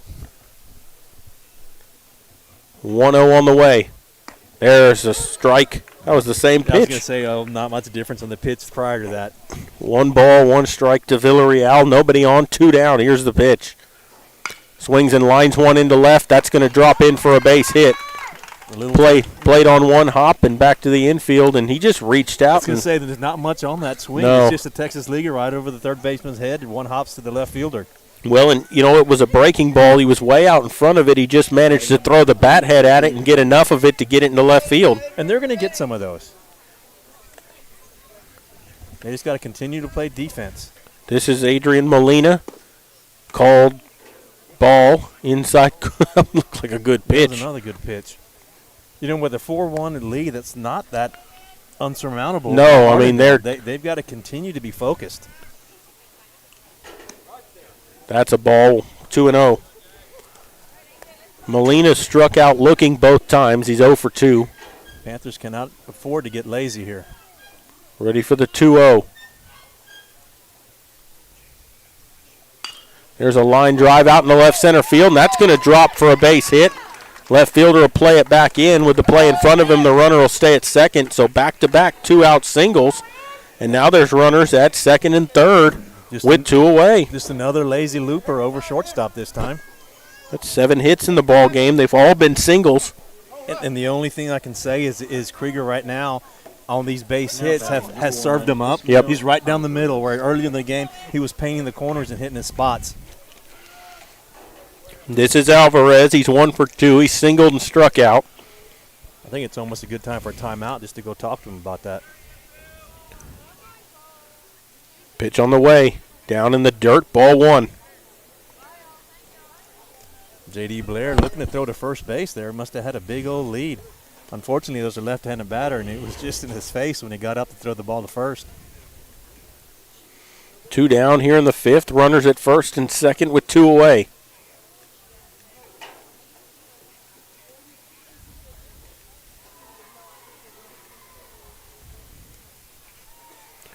There's a swing and a line drive out in the left field. Left fielder gets turned around, but he reaches up to make the play, and the side has been retired.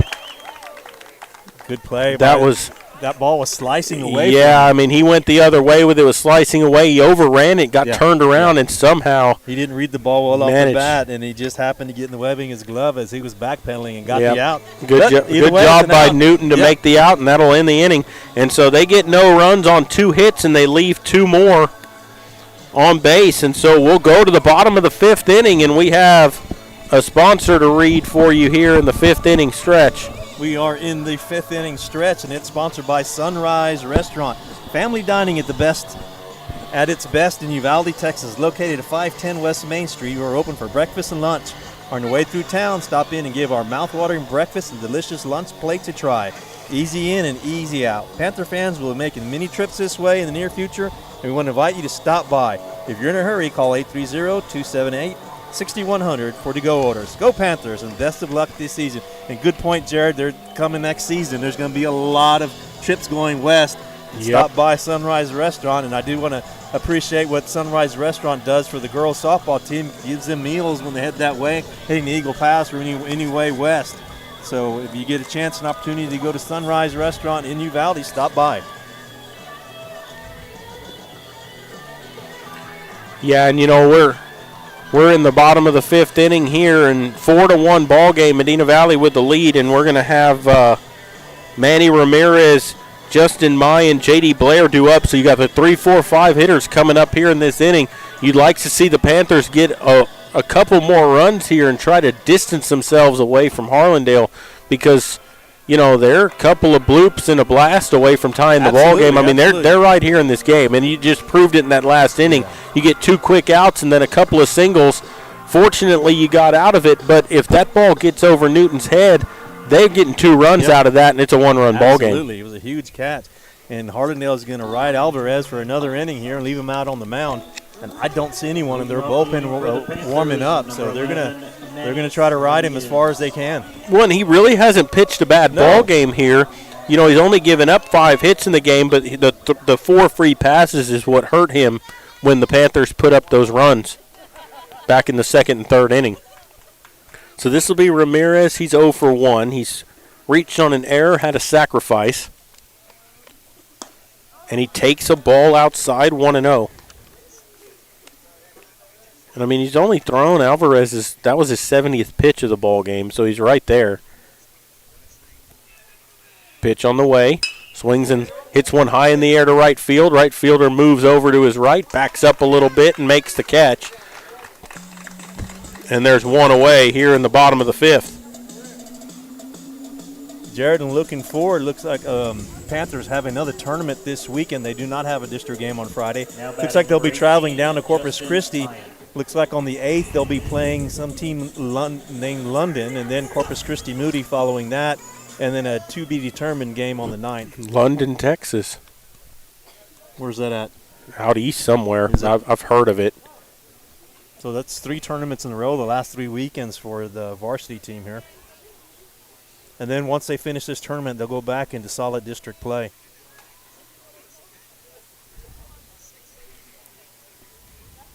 Pitch on the way. Strike called. Extended strike zone that time. 0-1 here to Mayan. Mayan's flown out to left and walked.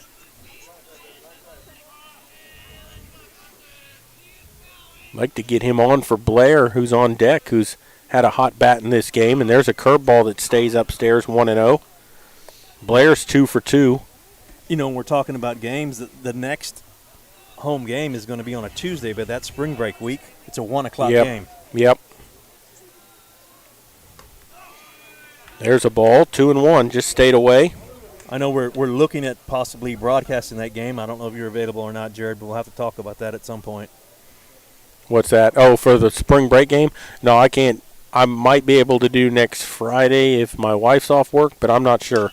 There's a high pop-up straight over second base. Second baseman there makes the catch for the out. He was standing on first before he caught the ball. It's one of those home runs in the phone booth there. It was way up there in the infield. Yeah, there's no way I can do the game in the middle of the day. Now batting. I don't know if I'm available either. But we'll do one game next week. We'll try. I might be able to do Friday, but I'm not sure yet. Friday's a home game against Legacy. We're talking about next Friday. And that's a regular time game, too. 7 o'clock.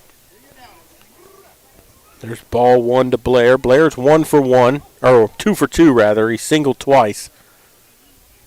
1-0, swung on, hit sharply to short. High hop right to him. Throws to first for the out, and the side's retired. And the Panthers go in order, 1, 2, 3. No runs, no hits, nobody left on base. And so we'll go to the 6th, 4-1 Medina Valley. You're listening to Panther Baseball, brought to you by Dotson House Moving and Construction, and we'll continue in just a moment. Dotson House Moving and Construction is a 4th-generation company operated by the same family for over 75 years. We do turnkey work from moving structure, setting the foundation, and all your construction needs. Aluminum decking, concrete work, canopies, and any other needs to make your project operational. From moving to construction, large or small, Dotson House Moving and Construction does it all. Located at 12939 Southwest Loop 410 in San Antonio. Give us a call at 210-628-1459. Security State Bank, your financial partner since 1925, with one simple goal: to be the best bank possible to the families and businesses of South Texas. Check out Security State Bank's competitive rates and services from local people you know and trust. Serving South Texas with 7 convenient locations, including 1726 Highway 90 East in Castroville. Call 830-538-9898 or online at securitystbk.com. Equal housing lender. Member FDIC.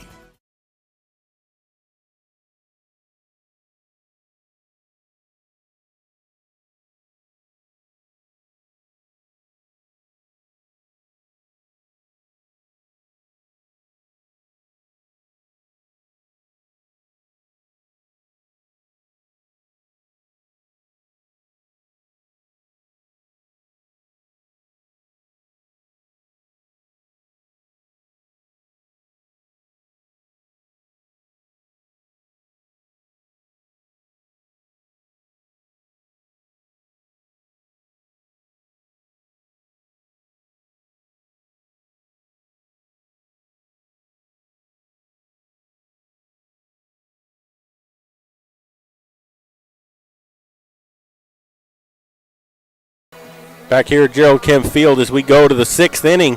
Still 4-1 Medina Valley. Only change to tell you about is Marty and Prukop. That's a straight change at first base. So Brady Prukop now in at first base for the Panthers.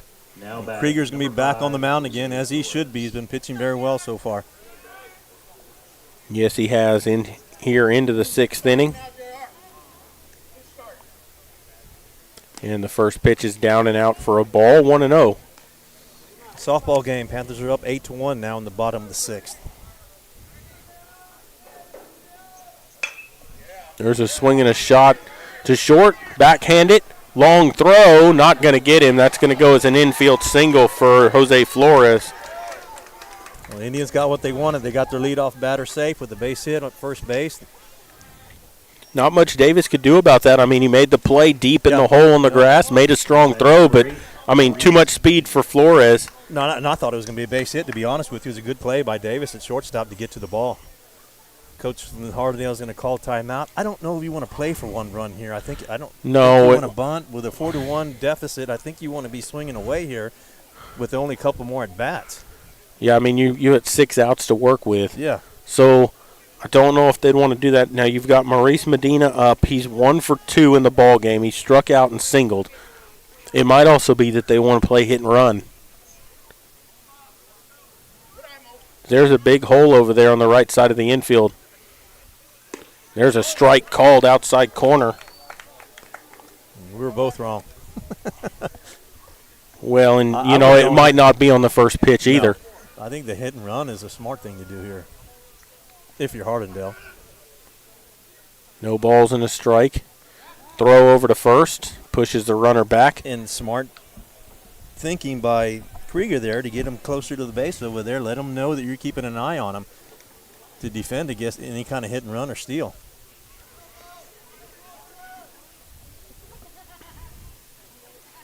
Oh, 1 pitch. Swings and pops it up out into right field. Right fielder coming over to the right, reaches up to make the catch. Runner retreats back to first, and there's 1 away. Good job by J.J. Gonzalez in right field to look the runner back every catches the ball. He had him leaning towards second base, but as soon as he saw Gonzalez looking at him, he hightailed it back. That'll bring up Sebastian Rico 0 for 2. He struck out twice.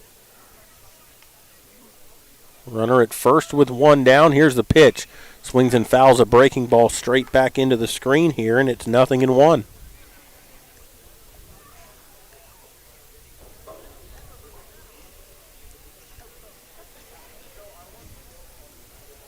Krieger comes set from the stretch, ready for the 0-1. Kicks and brings it. Outside corner, called strike, 0-2. He's hitting that spot, and he's getting that spot called, so he's going to keep trying to pound it if he can.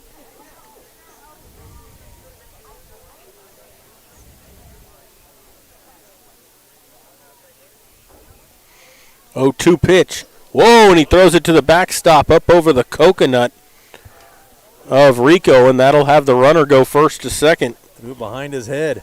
I tell you got to throw one of those every once in a while. Now you come back with a curveball and have them bail out. Yeah. You got a 1-2 count on them. That's what I'd come back with, a big sweeping curveball. Ready for the 1-2. Krieger checks on that runner at second. Pitch on the way, swings and taps one foul up the third base line. And it stays 1-2.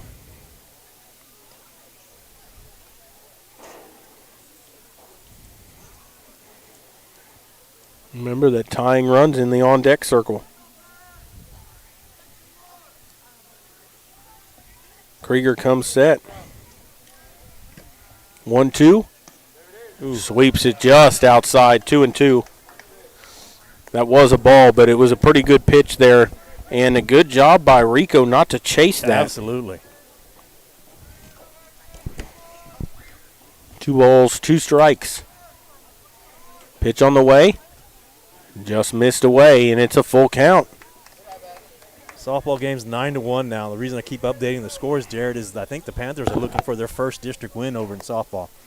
They're up 9-1, top of the 7th. Ready for the payoff. Runner at second, 1 down. Here's the 3-2. Swings and bounces one foul up the third base line, and we'll do it again at 3 balls and 2 strikes. Krieger's getting close to that 100 pitch count. He's up to about 97 pitches now in the ball game. No, he'll get a good rest until next Tuesday. Yep.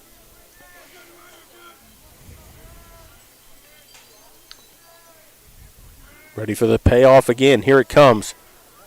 Called strike 3. Froze him with a fastball right down the middle.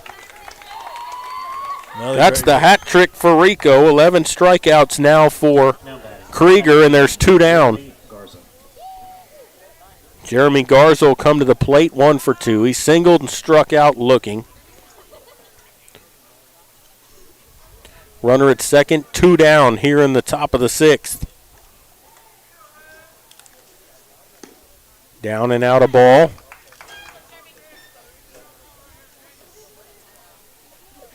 1-0.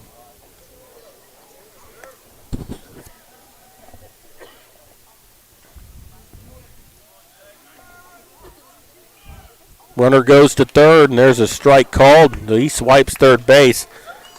I don't know about that move. Yeah, I mean, that's not going to hurt anything other than. Well, no, what are you still in third base for when you're in scoring position? You're down 3 runs with 2 outs. You're going to run.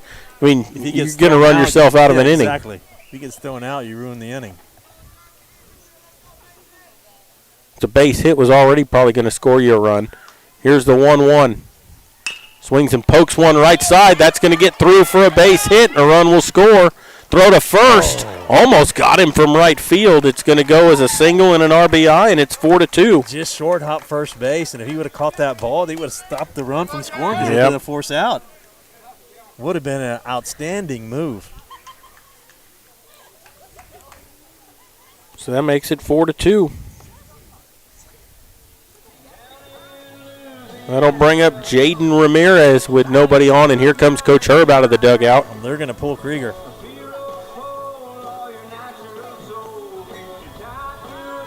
He's at that 100 pitch count then, right?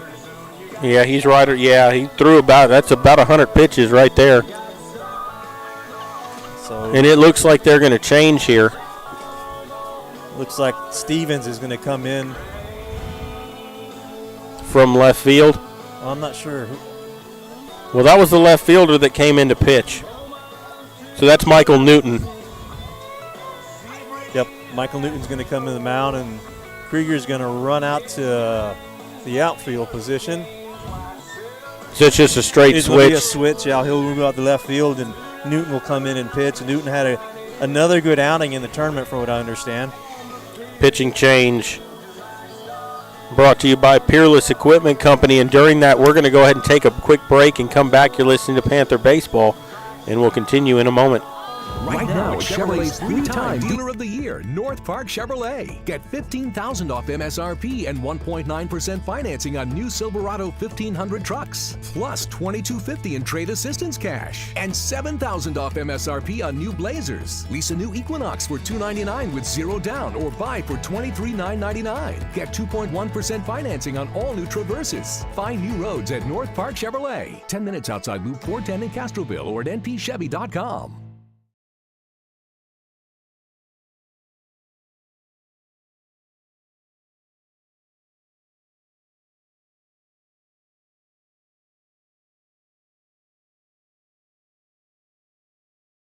Big State Electric is raising the bar in the San Antonio electrical industry. Working with local and forward-thinking companies, we are changing the downtown skyline with beautiful and innovative buildings. As well as working with local universities, we are revolutionizing academic sports with cutting-edge and high-tech electrical solutions. Join us as we light up the future one project at a time. Big State Electric, competence and quality since 1966. Supporting San Antonio, Austin, Houston, and the Gulf Coast region.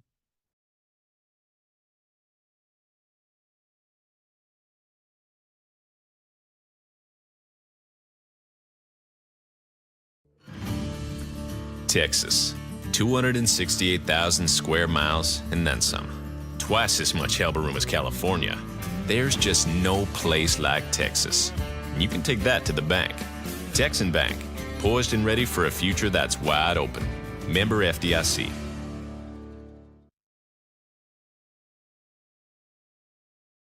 Back here at Gerald Kemp Field, we're in the top of the 6th. A run in the inning. There's a runner at first with 2 away. And Michael Newton has come on to try to get out of this inning with the lead as the tying run at the plate in the form of Jaden Ramirez. Ramirez is 0 for 2. He's bounced into a fielder's choice and he's struck out. And the first pitch from Newton, the right-hander, is a strike called at the knees, 0-1. And I do not think that Ramirez liked that call at all. I think he thought it was low. 0-1.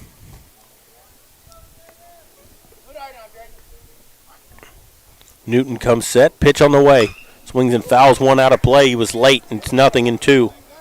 Yeah, this would be a huge out here with a runner on first to leave another runner on for the inning.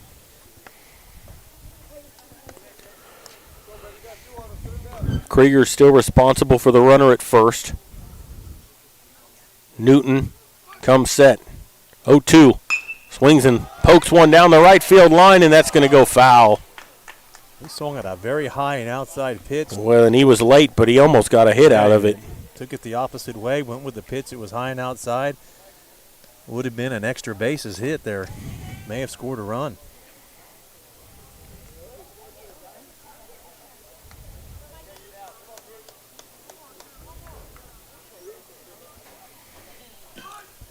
No balls, 2 strikes.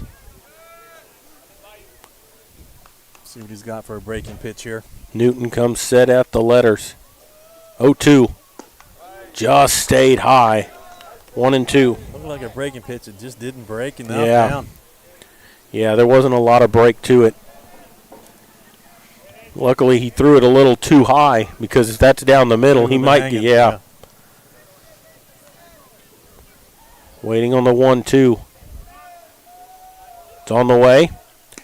Called strike 3 over the outside corner as he punched him out. That's got to hurt. First strikeout for Newton in the ball game. That is the 12th of a Harlandale batter out overall. So Newton comes in, throws 5 pitches, and gets him out of the inning. But Harlandale does get 1 run on 2 hits, and they leave a man on first. And so we'll go to the bottom of the 6th. The Panthers still lead 4-2. You'd like to play add-on here. You're listening to Panther Baseball, and we will continue in just a moment. Have you ever made a friend by accident? I know I have. This is Alec with Lone Star Towing of Natalia, and I just want to let y'all know that I pay top dollar for your junk, wrecked, and abandoned vehicles. I can even come to your location and tow it out of there at no extra charge. Give me a call at 210-777-0585, and I'll be sure to get you taken care of quickly.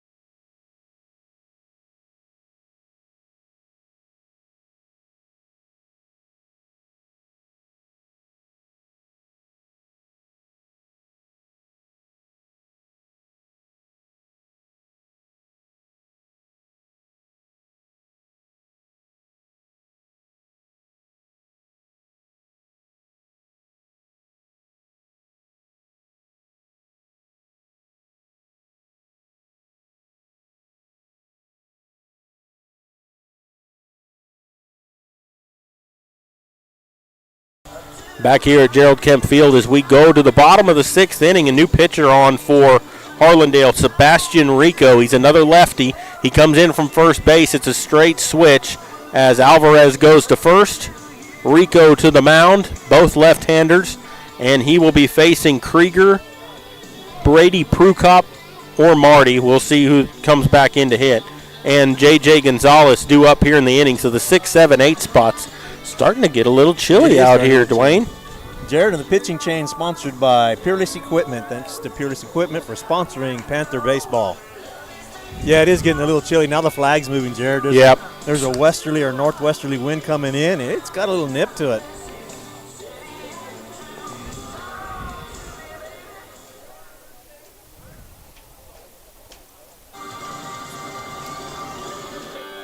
Insurance run would be huge right here with the 4-2 ball game.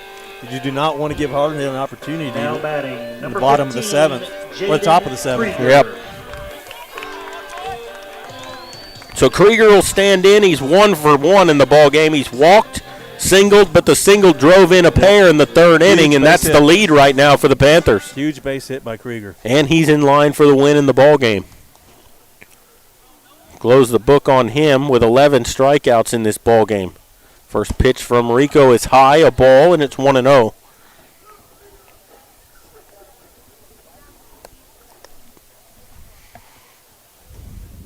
On the way. Swings and bounces one. Back to the mound. Rico stabs it, underhands it to first. And there's one away.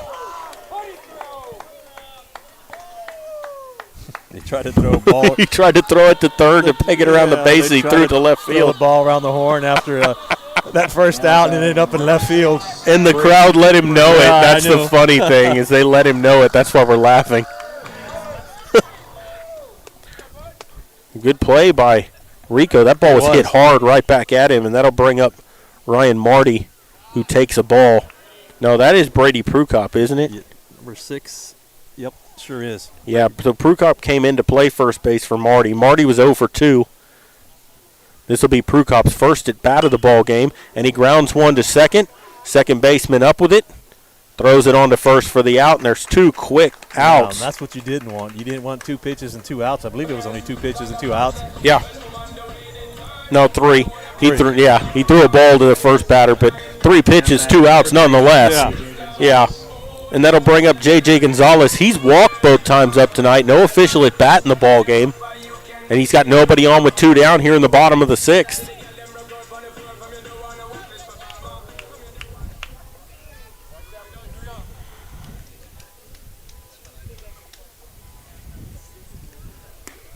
There's a strike through there, 0-1.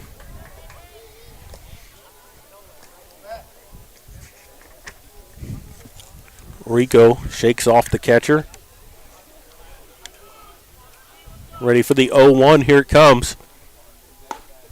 High a ball. Good take. That was right at the top of the strike zone. Thought about swinging, held off. Looking ahead to their 9th, it's going to be the top of the order. Ramos, Villarreal, and Molina due up. Be interesting. 1-1 on the way. Outside, 2 balls and a strike.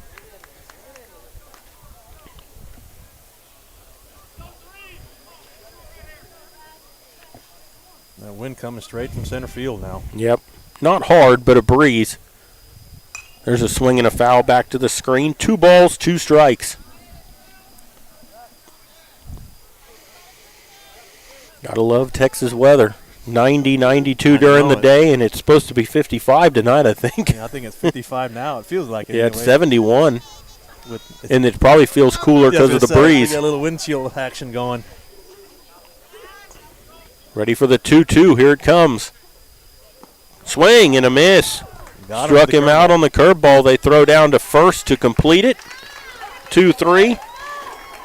And so a 1-2-3 inning by Sebastian Rico. The Panthers go in order, and we will go to the 7th inning. Panthers need 3 outs to go 3-0 in district. Harlandale needs a couple of runs to tie it and try to force a bottom half of the inning. 4-2 is your score. Medina Valley with the lead. You're listening to Panther Baseball, and we will continue in just a moment. Bush's Chicken, one of the oldest locations in Castroville, is proud to serve the Medina Valley area. Bush's Chicken has one goal: be the best. Bush's Chicken knows its success comes from loyal customers in the communities they serve. Stop by Bush's Chicken on Tuesday and get the Tender Tuesday deal, or try their buffalo fries and ask about their Panther special. It's always a hit. Bush's Chicken, 935 Highway 90 East in Castroville. Call them at 830-538-2800.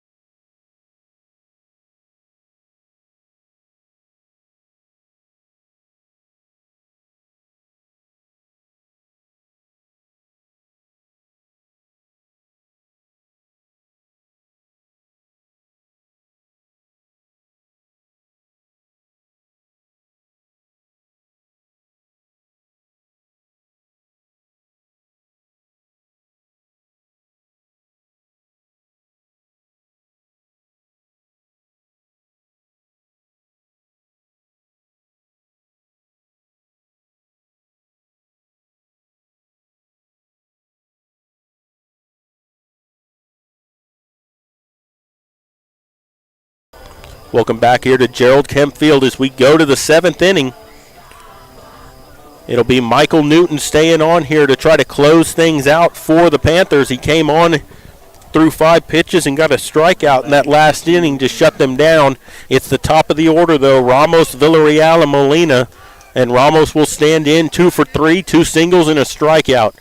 And Newton's first pitch is a slider in there for a strike, 0-1. That's really more like a cut fastball. Yeah, it's got a very tight, short break to it. And he throws it with good velocity, too.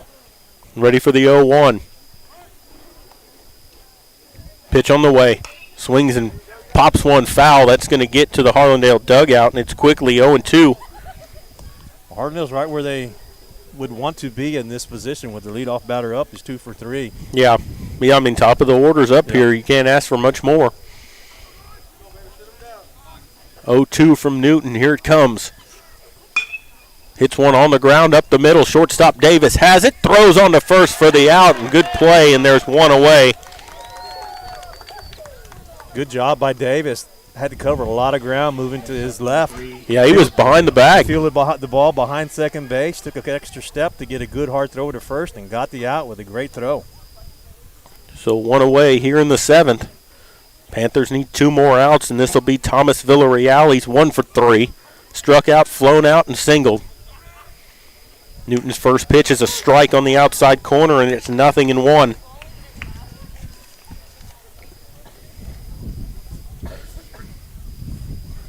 Newton trying to get a 4-out save. 0-1. Swings and hits one in the air to left. Left fielder going back, stops in his tracks and makes the catch for the 2nd out, and there's 2 away. Now batting, number 23, Adrian Molina. That'll bring up Adrian Molina.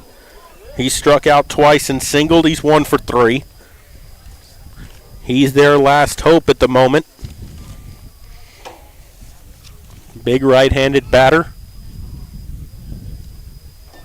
First pitch started after it, and he did go around on that breaking ball, and it's 0-1. Tried to lay off in time, but couldn't.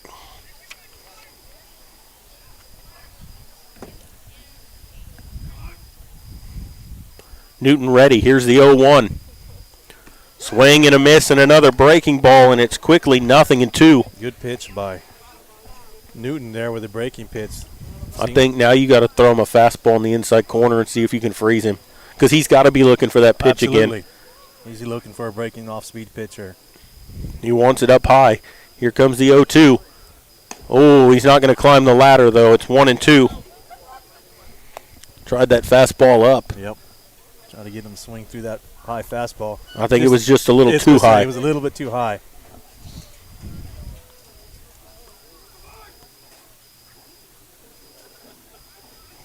Newton steps off.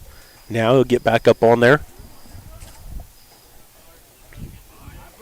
Ready for the 1-2. Here it comes. Swinging a foul tip back to the screen. Just stayed alive, and we'll do it again at 1-2.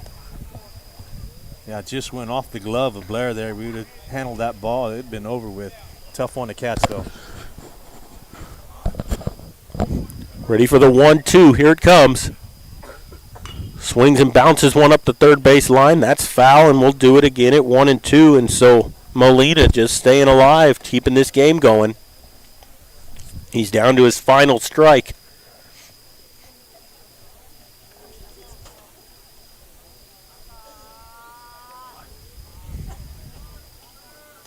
Here comes the 1-2 again from Newton. Just overthrew that a little bit that time, and it's 2-2. Yeah, try to finish the game himself. Just needs to get him something run down the middle. Let the defense help him out and finish this game. Yeah, just trust your stuff.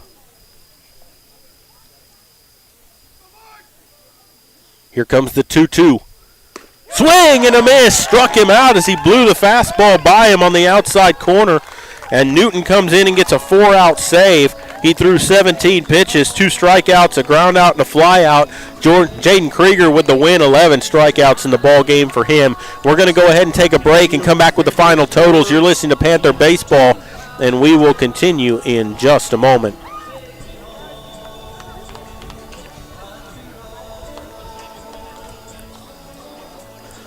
Dodson House Moving and Construction is a fourth-generation company operated by the same family for over 75 years. We do turnkey work from moving your structure, setting the foundation, and all your construction needs. Aluminum decking, concrete work, canopies, and any other need to make your project operational. From moving to construction, large or small, Dodson House Moving and Construction does it all. Located at 12939 Southwest Loop 410 in San Antonio. Give us a call at 210-628-1459.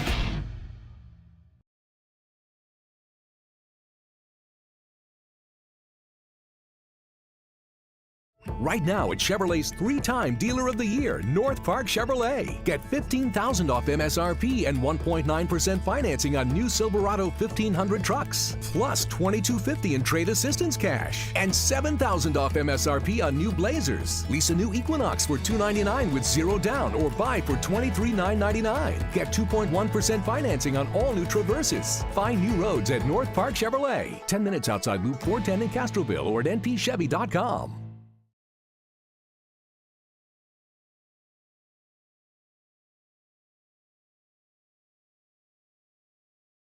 Peerless Equipment, your South Texas irrigation experts. Peerless Equipment specializes in sales and service of irrigation equipment to the agricultural and wildlife industries. This includes hose reels, big guns, pivot systems, underground pipelines, turbine well pumps, booster pumps, motors, valves, and an inventory of much more. Stop by one of their locations in Hondo and Pearsall or give them a call at 210-434-7867. Peerless Equipment, bringing water to you.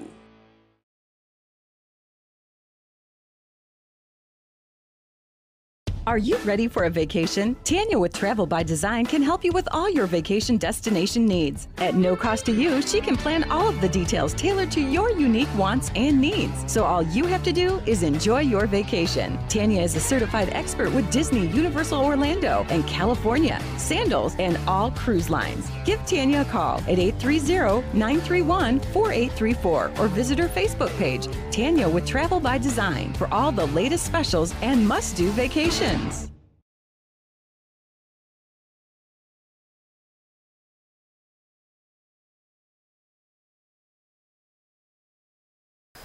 Welcome back here to Gerald Kemp Field. Medina Valley with a 4-2 win over Harlandale to improve to 3-0 in district play.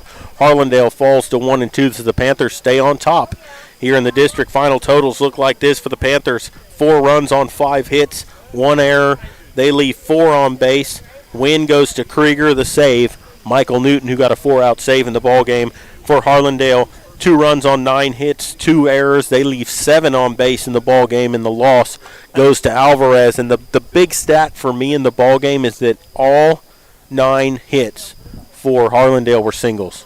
Yes. Not a single extra base hit in the ballgame. And I'll tell you what, you got to give them a little bit of credit. They did score 2 runs. In the last 10 games, only 5 runs had been scored against the Panthers up to this point. They scored 2 runs on them now today. So Panthers moved to 9-1-1 in the season, perfect 3-0 in district play, Jared. And upcoming, they'll be traveling to Corpus Christi, play another tournament, and that'll finish tournament season. They'll come back with district play the following week.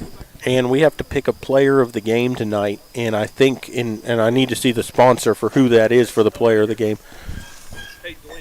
But player of the game is going to be Jaden Krieger tonight on the mound. He had 11 strikeouts for the Panthers here tonight, and the player of the game is brought to you by Tanya's Travel by Design. And Jaden Krieger, I mean, he helped his own cause. He had a 2-run single back in the 3rd inning that gave the Panthers the 4-1 lead at the time. It ended up being the difference in the ball game because the Panthers win at 4-2, but that 2-run single made the difference in the 11 strikeouts on the mound. Anytime that he got in a little bit of trouble, he got himself out of the trouble. And that's one thing the Panthers have been lacking as a dominant pitcher, and Krieger is slowly becoming that dominant pitcher that the Panthers have been lacking the last few years. So, and not to mention on the offensive side, he's helping himself out. So he's definitely the player of the game.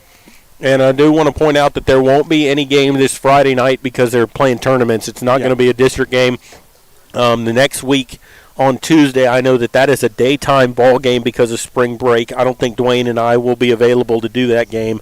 If we do one, it would be next Friday night against Southwest Legacy, I believe. Yeah, so next district game will be Tuesday against McCollum. at McCullum, and then followed by Friday against Southwest Legacy. Remember, the McCullum game's at 1 p.m., the Southwest Legacy game scheduled for 7 p.m. here. Yep, and so those are the games for next week, and we'll keep you informed as to whether, what we're going to do and what we're not going to do, but we know our next broadcast would be Friday if we did that game next Friday night against Southwest Legacy on the 15th. But your final score here tonight, Medina Valley 4, Harlandale 2. I'd like to take this chance to thank our sponsors. As always, thank you all for making it possible to bring you these games here on the Medina Valley Broadcast Network. There are a lot of sponsors for baseball this year. A lot of sponsors that have been there for us from the start, and a lot of new ones. So really, really good to see all the businesses in the community stepping up to help the team. So go out and patronize those businesses and support them as they step up and support, Panther athletics. Yeah, and if you do want to be added to that list to support the Panthers, give Jeff Stivers a call. I mean, we're looking at the way this season starting out, it's going to be a great season for the Panthers. So if you want to help support, give Jeff a call. Yep, and like we said, final score 4-2 tonight, Medina Valley 3-0 in district play, and hopefully next Friday night, if we come back to you with a broadcast, they'll be 4-0 in district, trying to stay undefeated against Southwest Legacy. And a few more wins from that tournament. Yep, absolutely. And so for the Medina Valley Broadcast Network, for Dwayne Garza, I'm Jared Lucky saying good night, God bless, and we will see you next time when Panther Sports